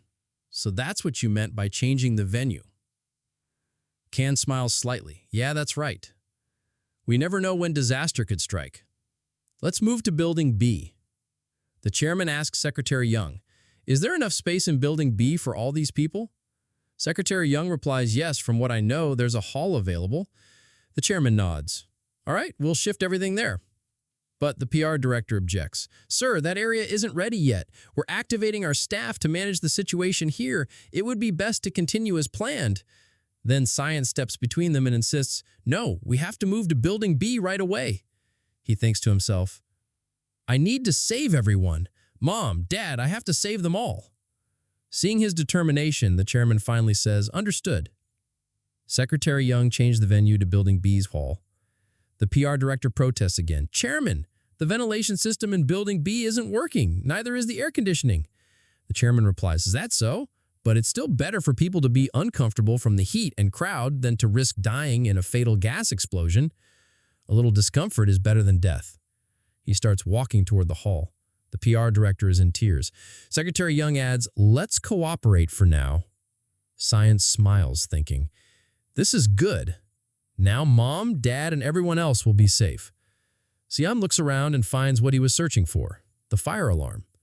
He says, "Now all that's left is to trigger the fire alarm. But why is there so much stuff blocking it? I can't get through. Just a little more." Suddenly his mom grabs him. "What are you doing? This is dangerous." Can is sweating and says, "I have to sound the alarm. We need to evacuate everyone." He thinks, "What is this? I can't breathe. My head is spinning," and collapses. Kim So-young panics. "Someone help! Passed out!" The chairman rushes over. "What happened?" she cries. "He just suddenly fainted. His whole body feels like it's burning up." The chairman picks Cyan up. "We need to get him to the hospital. I'll take him myself." "Secretary Young, call an ambulance." Can briefly opens his eyes and thinks, "No, I have to save everyone," and loses consciousness again. They rush him to the hospital. A doctor asks, "What's the patient's condition?" A nurse replies, "He has a high fever." Kim So-young starts crying. Mi-young comforts her. The chairman yells, "Where's the hospital head?" A nurse, recognizing him, says, "Chairman, I'll call him right away." Later in the hospital room, Cyan opens his eyes. "Where am I? A hospital?" His mom is beside him. He wakes her up. "Mom, what happened? Where are we?" Just then, a news report plays. Continuing coverage. Around 7 p.m., the fifth survivor was pulled alive from the rubble of Inbit's store. Over 100 casualties have already been confirmed. Authorities say they'll do everything possible to save more lives. Seeing him awake, Kim So-young hugs him and cries, "Cyan, do you even know how scared I was?" She hugs him tightly. What is all this?" We see his hospital room filled with gifts. His father, Jian Jiang, is crying and shouts, Do you have any idea? All of this was sent by your fans. When they heard you fainted and were unconscious for 3 days, they were shocked. Can thinks, 3 days? I've been unconscious for 3 days? The doctor arrives and says, there's nothing to worry about. The boy is perfectly healthy. He just collapsed from stress. Mi-hung hugs him. Big bro, don't get sick again. The doctor adds, please take care of him and make sure he doesn't get too stressed. John thanks the doctor. Moong says, good thing it wasn't serious. The family surrounds Sion. His dad says, don't ever pass out again.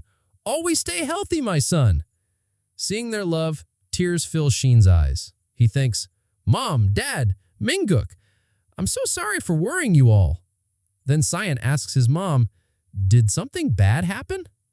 She looks troubled and says, there was an accident. Actually, a very big one. Scene blacks out again. We see a news report. Following the collapse of Inbit department store last Monday, questions are being raised about the building's low-quality construction. Watching the TV, Sion thinks, so it finally happened, the great disaster. Over 300 casualties have been reported. I couldn't change anything. I really wanted to stop that disaster. But did I really have no way? Was this all I could do? Is this all Jiang-san was capable of? Seeing him upset, Kim So-young walks over. Sion, I don't know what's going through your head, but because of you, we were able to move the event hall in time. That saved a lot of people. She continues, even the chairman said he's thankful to you. Sion thinks, Father is safe too. She adds, thanks to you, I and Mon Yuni survived that accident. I'm so proud of you, Sion. Hearing that, Sion gets emotional. Tears roll down his cheeks as he thinks, so that's what it is. I couldn't stop the disaster, but maybe I changed the future a little. As much as I could, Sion hugs his mother and breaks into tears. Meanwhile, Mong makes a phone call. Sion's awake now. Thank you for covering the VIP room and hospital bills. On the other end, Secretary Young stands beside the chairman. Chairman, Sion has regained consciousness. The chairman asks, how is he? Secretary Young replies, according to the test results, he's perfectly healthy. When the chairman says, good, publish the article. Say that Sam-jun takes full responsibility and will personally lead all recovery efforts, along with also buy a fruit basket for him and go visit personally. If anything urgent comes up, contact me immediately. Secretary Yang nods and leaves. The chairman thinks to himself, Sion really is a strange kid. That day, not just me and Secretary Yang, but many senior executives from Sam-jun were supposed to be at that event. If we hadn't listened to him, we could have died, and so would have Just and the other guests. It would have been catastrophic for Sam-jun. The company's stability would have collapsed. It's like he's really my own son, he continues. His intelligence is far too advanced for a 5-year-old. Sometimes he does things that words can't explain. I need to know more. Just who is this child, and how is he connected to me? The scene shifts to a small house deep in the woods. A car pulls up. An old woman speaks to the chairman. You secretly hired people to get someone else's child's horoscope, didn't you? So, this is the child. The chairman replies, yes, that's him, Jean. He's quite famous, she says. I don't watch TV. I wouldn't know, he adds. Anyway, I want to know how the child's abilities match up with me and the Sam-jin Corporation. I want his horoscope reading. You've been giving readings to Sam-jin since my father's time. She nods. I owe your father. So, for old time's sake, I'll do it. You're curious about this child, huh? Want to know how he's connected to your life? It's simple. He'll devour you. The chairman is stunned. What? She continues. He's the kind of child who gives little and takes everything for himself. He'll leave everyone behind and build his own empire. He'll be the boss of it all. You'll mean nothing in front of him. She adds, in both your past lives and this one, you two were destined to meet. Your fortunes are aligned, so you'll benefit too. But as time passes and he meets water, his destiny will lead him to rule the oceans and dominate the world. He'll take everything from you and rise far above anything you could imagine. Shocked, the chairman asks, and what about Taikyu, my son Jean Taikyu? She responds, that child? He's nothing special, just ordinary. If he had an older brother, He'd always be in his shadow, but luckily, he was born first. So his life will be peaceful and uneventful. The chairman reflects. The old woman says, if someone's fate is to take everything from you, most people would avoid that person, but not you, right? The chairman sits calmly and laughs. To be honest, I want to see how he takes everything from me. Watching that will be fun. The old woman laughs. You're no ordinary man either. You keep your enemies close. That's a true sign of a ruler. Whether you embrace him or crush him early on, for now he'll stand by your side. The chairman says, he's already helped me. That child saved my life during the Imbit department store incident. Shocked, the old woman asks, really? The chairman nods. And even after all that, he kept insisting we continue searching through the rubble. He wouldn't stop, he adds. We should do it, and I want to see for myself if he'll truly stand by my side. Then he takes out his phone and calls someone. Yes, founder, I called you to discuss something important. He's calling his father, founder Jin Yosan. The scene shifts to Xiang's apartment, where the news is playing on the TV. Breaking news. The Samjin group continues to lead rescue efforts at the collapsed Imbit department store. It's been 10 days since the incident. While many believe there were no more survivors, just now the 13th survivor has been found alive. The government has expressed its gratitude to Samjin group for continuing the search. Hearing this, Xiang's family is overjoyed. His mom, Kim Young, says, Xiang, just like you said, there really were more survivors. Xiang, thinking to himself, says, I'm glad to hear that. In my previous life, the rescue operation ended way too early. That's why the 13th survivor wasn't found alive back then. I remember how much backlash there was because of the short rescue period. But this time that person being found alive, that's real luck. Kim So-young says, honestly, when you insisted to the chairman, I thought I might pass out. But seeing how you saved lives, our Xiang is truly special. Then his dad, John Songuk, adds, and you donated to the victims, just like you said you would. 4 million won. Watching both of them, Sean thinks, Mom, Dad, even after I was discharged, you kept worrying about me. I acted like I was fine, but deep down, I was struggling because I couldn't save more people. That's why I kept blacking out, and it made them worry more. But now it's time. I need to put their worries to rest. Xiang speaks up, thank you, Mom. Thank you, Dad. His dad replies, that's right, my son. You thought about helping others. I'm proud of you. Xiang turns to his mom and says, Mom, now that I'm better, I want to start working. Kim So-young responds, already, but you can still rest a bit.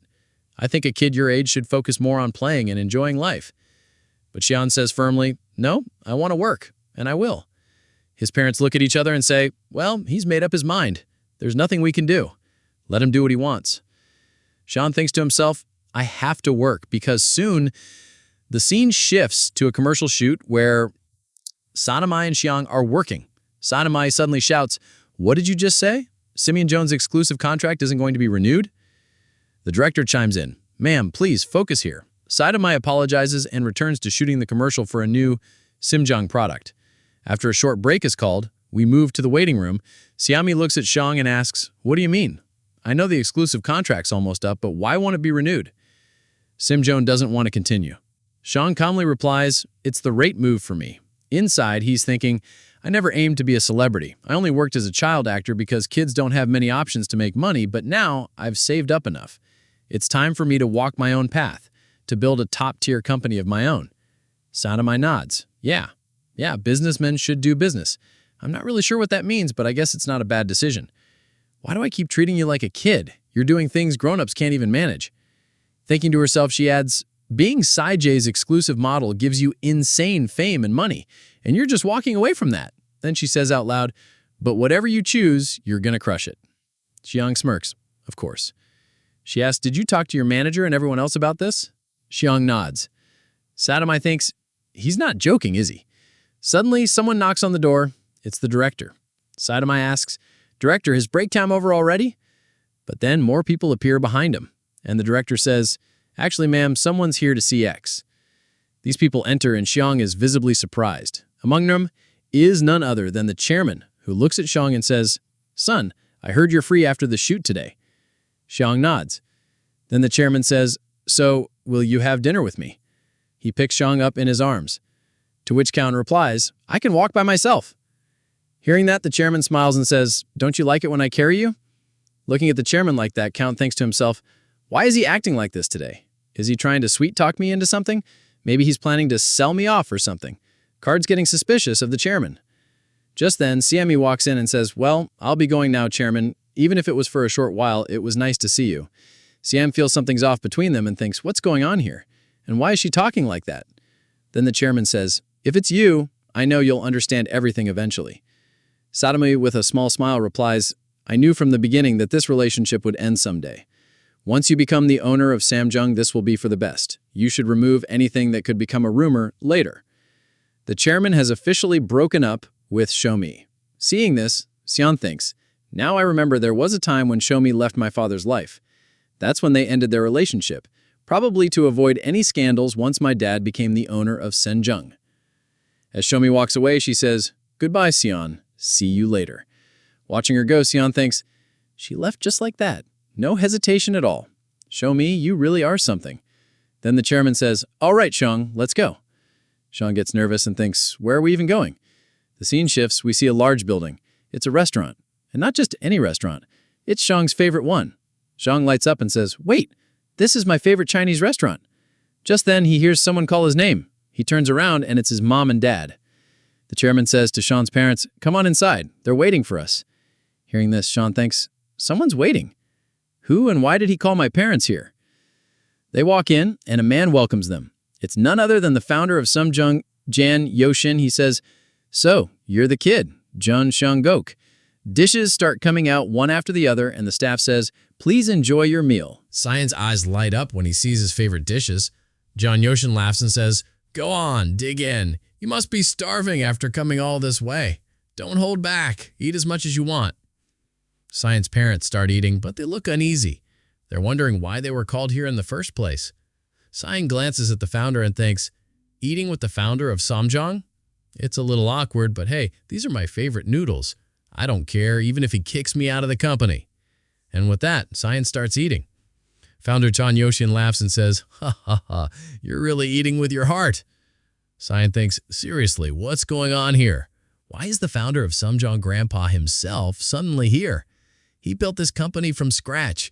Even my dad bows to him, and I've always respected him.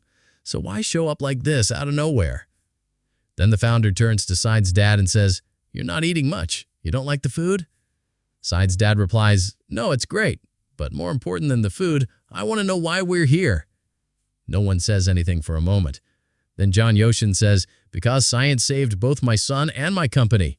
I just wanted to thank him. But more than that, I wanted to meet this child in person, the one my son wants to adopt as his own." Sion is completely shocked. What is happening right now? His dad is stunned and asks, "What do you mean by that?" The chairman gives a small smile and says, "I'm thinking of becoming Sion's legal guardian. I want to give him every educational opportunity he could want until he grows up, from Korea's best kindergartens to studying abroad. If he wants it, it's his." And the chairman continues, "And when he grows up, if he wants to join Samjung, I'll hire him through a special recruitment program." Sion's dad asks, "Why are you doing all this?" The chairman replies, "He saved my life, so I owe him that. But more than that, I see potential in him. A child with this much promise.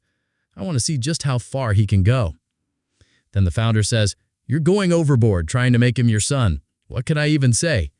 So, what do you think? Would you like to be my grandson?" Science starts thinking, "I don't think Dad is hiding anything. But I'm not so naive as to think they're doing this just for my education. They've got another plan. Still, in my current situation, I don't see any reason to say no." So Science says, "All right then, it's a deal." The founder laughs and says, "This kid's something else. But if you become my grandson, don't expect to take it easy. I'll make you the perfect successor for Samjung." Science shrinks and says, "I don't care." His dad tries to shush him, like, "Hey, watch what you're saying in front of the elders." But Jan Yoshin laughs and says, "Ha ha, I like this kid." He turns to the chairman and says, "All right, Jae-young, I'll leave the rest to you." Science shouts, "Wait, I want to say something." He looks at the founder and says, "Please don't overwork yourself and cut back on the drinking a little. You need to rest." The founder looks confused. Science thinks to himself, "The grandfather I admire so much. He was obsessed with work and alcohol.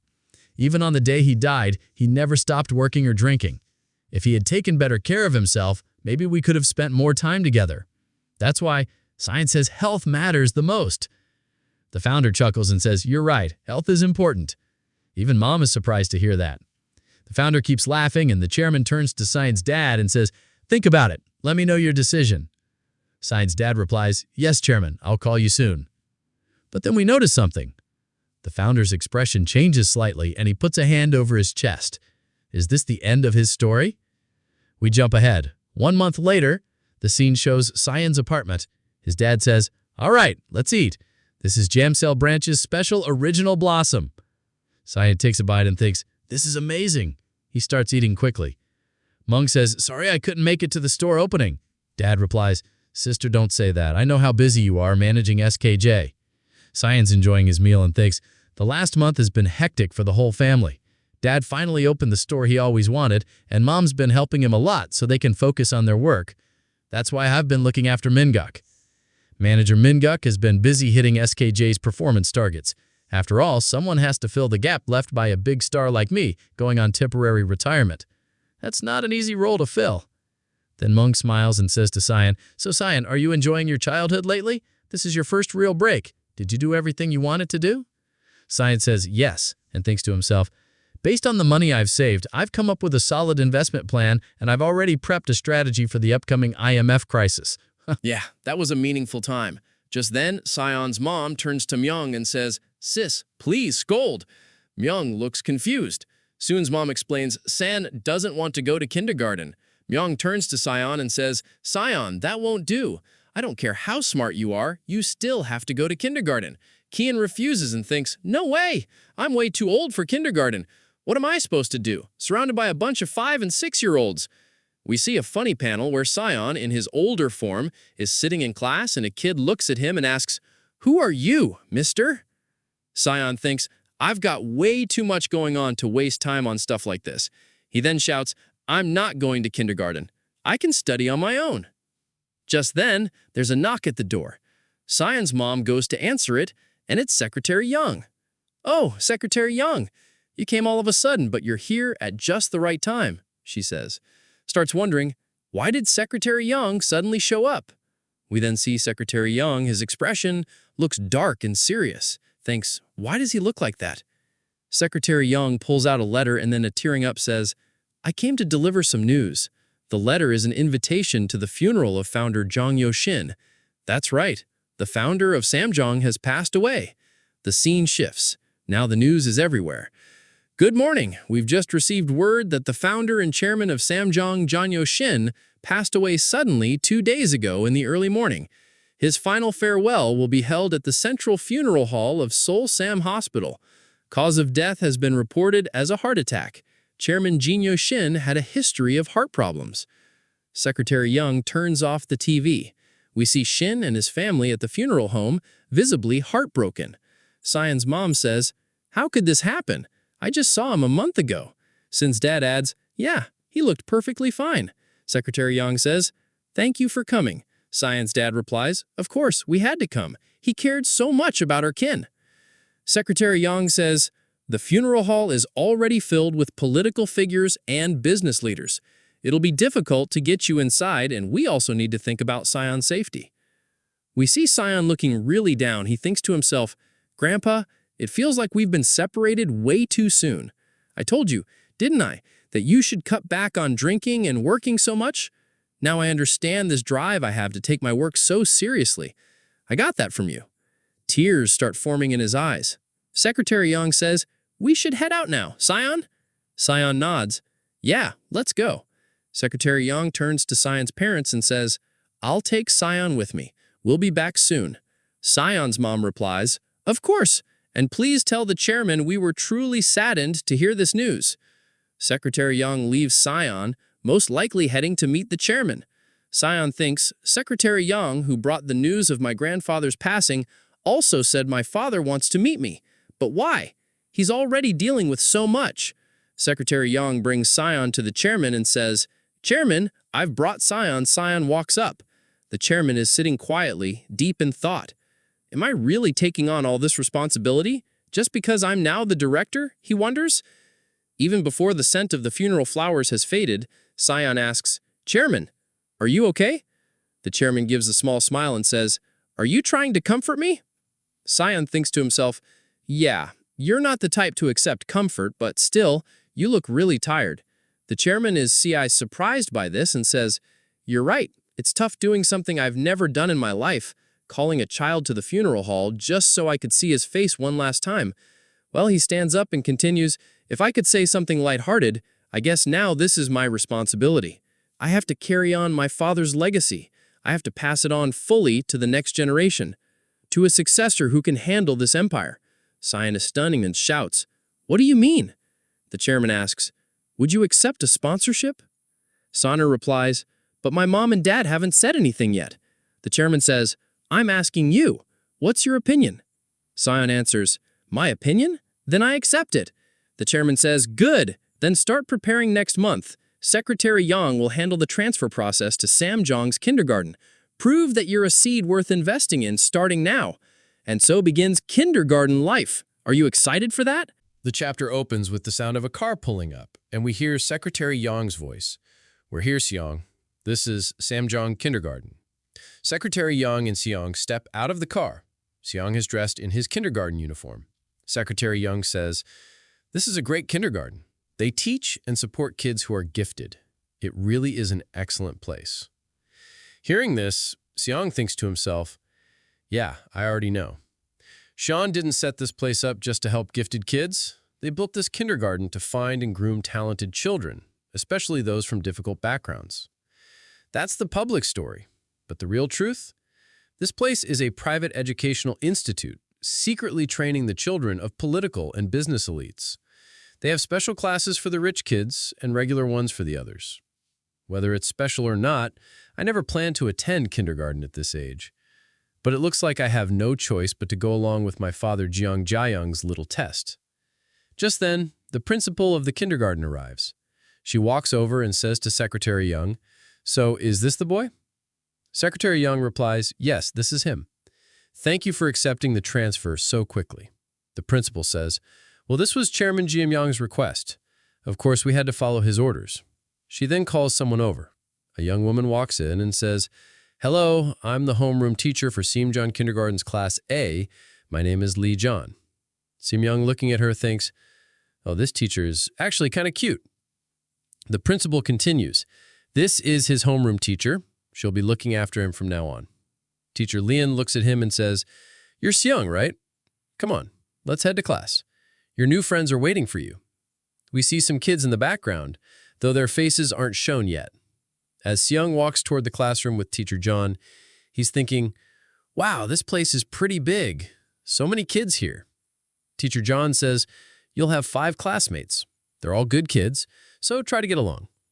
Seong nods and thinks, 5 kids, huh? I've got a feeling I already know who they are. Now, inside the classroom, Teacher John announces, "Everyone, we have a new friend today. Let's all say hello." Then we see the 5 kids, each one with an intense aura. Let me introduce them. The first boy is Kongjong, grandson of the Prosecutor General. The second is Kim Hoon-jong, grandson of the CEO of Simjeon Electronics. The blonde-haired girl is Lee Sahi, granddaughter of the director of Simjeon Hospital. The next girl is Sho Yuum, granddaughter of the former Minister of Defense. And lastly, we have John Mijun, daughter of Samjeong Group's chairman, John Jae-young, also known as Seong's sister from his previous life. Seeing Mijun, Seong thinks to himself, "Just like I thought, it's her." Back in my last life, when I left to study abroad, Mijun was still in kindergarten. I figured we'd meet again someday, but this is a little awkward. Teacher John says again, "Everyone, let's welcome our new friend." Juseong rolls his eyes and says, "Teacher, who even greets people like that anymore?" Hyunjung agrees, "Yeah, don't force us to do that." Seong, clearly annoyed, thinks, "Look at these little rats, born and raised in luxury, and they don't even know how to be polite." Still, he introduces himself. "Hi, I'm Jonik. Nice to meet you all." Juseong makes a face, unimpressed, but Teacher John smiles. Seong internally is thinking these spoiled brats won't change. He and Juseong exchange cold glares. Teacher John says, "I'll go grab some snacks. Today, We'll be reading a book. Okay, you guys talk to each other in the meantime. As she leaves, Yulim says, "Hey, I think I know you. Aren't you that kid from TV?" Yeonjung looks confused. TV?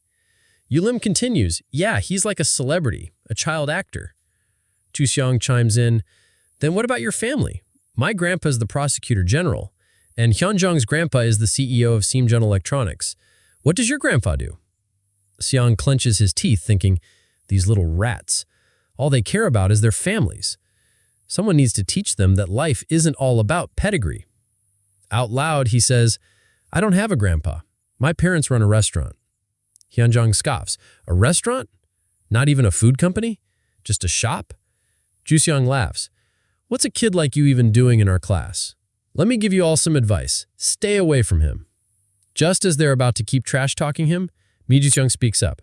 "I like him."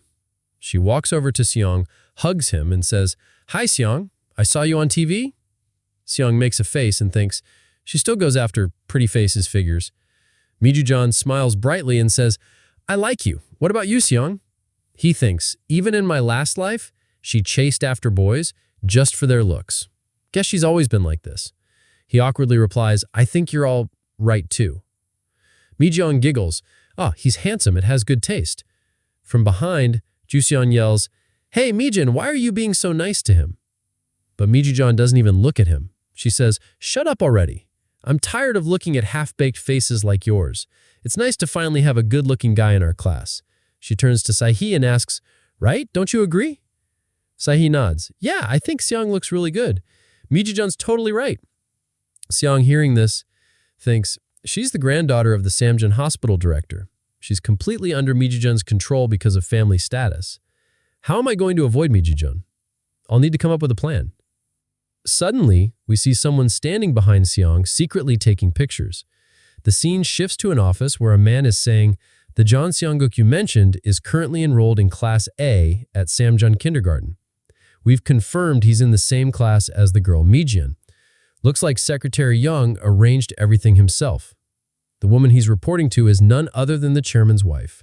She looks at Seong's photo and says, "So, this is John Songuk?" Then, with a tense look, she continues, "Contact the chairman immediately. Tell him his wife wants to speak for the first time in a long time." Next chapter starts with the chairman talking to his wife, so what's the point of suddenly showing up here? We already agreed this is just a business relationship and we'd keep our distance. Ignoring that, his wife says, "Jan Song, he's your child, isn't he?" The chairman is shocked and stands up. "What nonsense are you talking about?" She replies, "Wasn't the contract enough? Now you've even enrolled him in some John kindergarten. If this is your child with another woman, just say so." She's clearly suspicious, but the chairman is a straightforward man. "That's not true.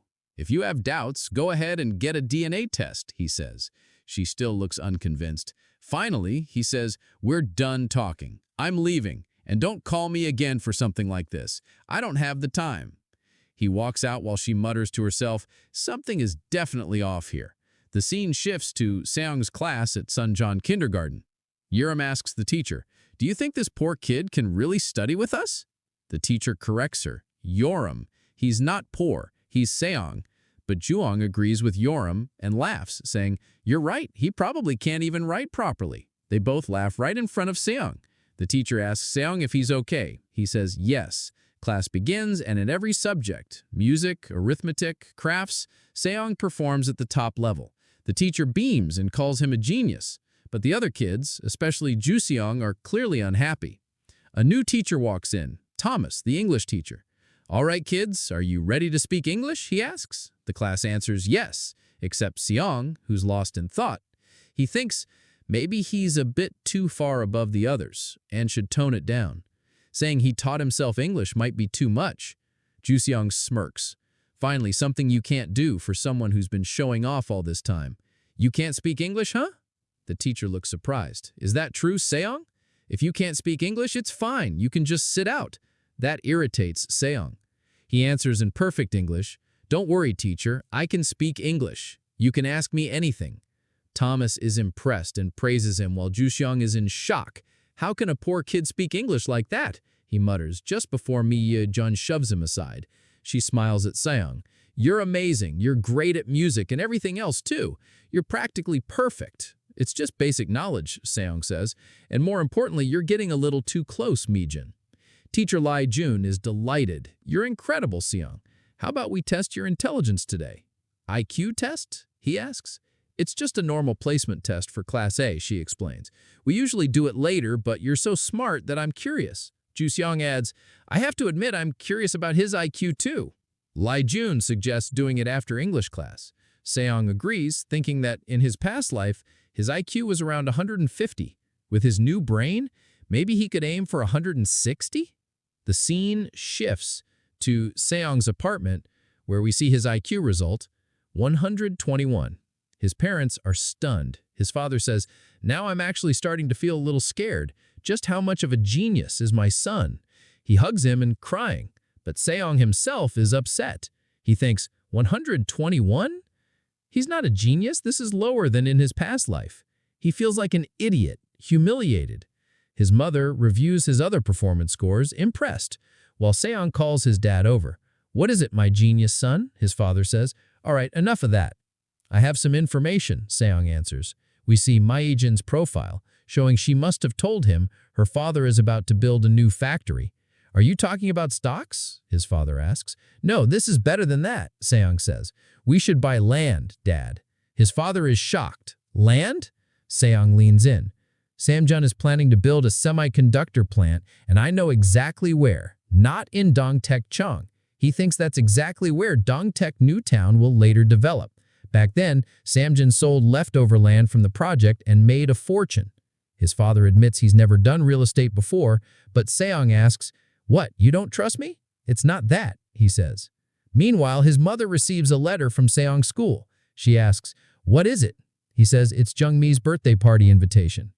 His parents are shocked. Jungmi, the chairman's daughter. The scene cuts outside a mansion. Mong says, if this address is right, this is Chairman Jin Jae-young's home. Seong's mother is stunned. Can we even call this a house? It's a palace. Mong agrees. And you're telling me the chairman's daughter personally invited you? That's impressive. Seong gets out of the car, thinking they could have just ignored the invitation. He's not in the mood to attend her birthday. What does it have to do with him? His mother says, if a friend invites you to their birthday, you should go. Mong adds, right. And Secretary Yang even called to confirm you'd be coming. You should attend sincerely. Seong thinks he'd rather spend this time analyzing stock charts. His mother admits they didn't have much time to prepare, so she bought flowers as a gift. Do you think that's all right? Looking at this place, flowers seem like such a small thing. They're fine, Seong says. Mijin likes flowers. Trust me. In his mind, he adds, she's the type of girl who will be happy if a handsome guy gives her flowers. Mong waves goodbye. Have fun, you two. I'm heading back. Inside, servants greet them and guide them toward the main house. The gates open, revealing lavish decorations and a crowd of guests. Seong's mother is in awe. It's even bigger inside. This really is a palace. It's just a slightly large and flashy house, Mom, Seong says. He thinks since he lived here for 10 years, it's nothing special to him. But for his mom, it's like stepping into another world. Suddenly, Mijin calls out to him. He freezes as she runs over and hugs him. I've been waiting for you. She spots the flowers in his hands and beams. Who are these for? Don't tell me they're for me. Wait, you really brought them for me, didn't you? Oh my God, Seong, you're totally my type. Then she calls her mother over. Mom, Seong's here, and like I told you, he's cute and handsome. Mijin's mother says, yes, I saw it. Seeing her makes Seong a little uneasy, because in his past life, she was his mother too. With Mijin helping her, she says, thank you so much for inviting us to such an important event. This is some plum syrup I made myself. Mijin's mother calls over her butler and tells him to take it. Watching this, Sound thinks to himself, please just accept it. My mom worked really hard making that. Besides, the idea that she's giving this to Mijin, it's actually a really nice gift. Then he notices Mijin's mother glaring at him with a lot of anger. Sound gets nervous. You're scaring me. Why are you looking at me like that? But she ignores him and instead says to Seong's mother, Miss Seong, please come with me. I'll introduce you to the other parents. Seong wonders, why is mom looking at me like that? But here mom means his mother from his past life. Before he can think more, Mijin interrupts. Come on, Seong. There's a huge cake and plenty of galbi jam you love. Hearing that makes Seong's mouth water. This guy only cares about money and food. He thinks about himself as he follows Mijin. Meanwhile, Mijin's mother seats Seong's mother at a table. Everyone there stares at her, making her nervous. Mijin's mother begins introducing people. This is Juong's mother, and this is Yod and Hyungjong's. You can tell by their hair color whose mother is whose. Everyone say hello. This is Jong Xiang's mother. He just joined Class A. Seong's mother introduces herself, but Juong's mother doesn't even acknowledge it. Instead, she asks, "So what does your family do?" Seong's mother hesitates, not quite sure how to answer. Juong's mother repeats, "I mean, what does your husband do for work?" Nervously, she replies, "He runs a restaurant in our apartment building." Yurim's and Youngjong's mothers look shocked. Yurim's mother asks, "Oh my God, then what about your education? Which university did you attend?" Feeling more comfortable, Seong's mother admits, "I never went to college. I graduated from Commercial Girls High School." The three women are even more surprised. Seong's mother starts feeling bad, thinking, "Just as I thought, I shouldn't have come here. I don't want to cause trouble for Seong." Then Yurim's mother suddenly stands up and yells in French, "What is going on here? This is way below our level." Since she's speaking French, Seong's mother doesn't understand. Is that English or some other language? What does it even mean, she wonders. With a smug tone, Jeong's mother adds, "Exactly. She's pretending to be something she's not when she has nothing. A family making money just because their kid is good looking." Hearing this, Mijin's mother, the chairman's wife, smiles slightly. Yurim's mother says to her, "Ma'am, this isn't good. We can't associate with a family like this. We need to distance ourselves before their bad influence rubs off on us." Just then, someone yells in French, "You should all be ashamed of yourselves." Everyone turns to see Seong standing there furious. "You're looking down on my mom just because you know a few words in French," he says. "I didn't expect this from you, Mom." And here, Mom is directed at Mijin's mother. In French, he adds, "They insulted my mother." And with this, his chapter ends. This was the 40th chapter ongoing. The next chapter will come soon, so don't forget to like and subscribe. Bye-bye.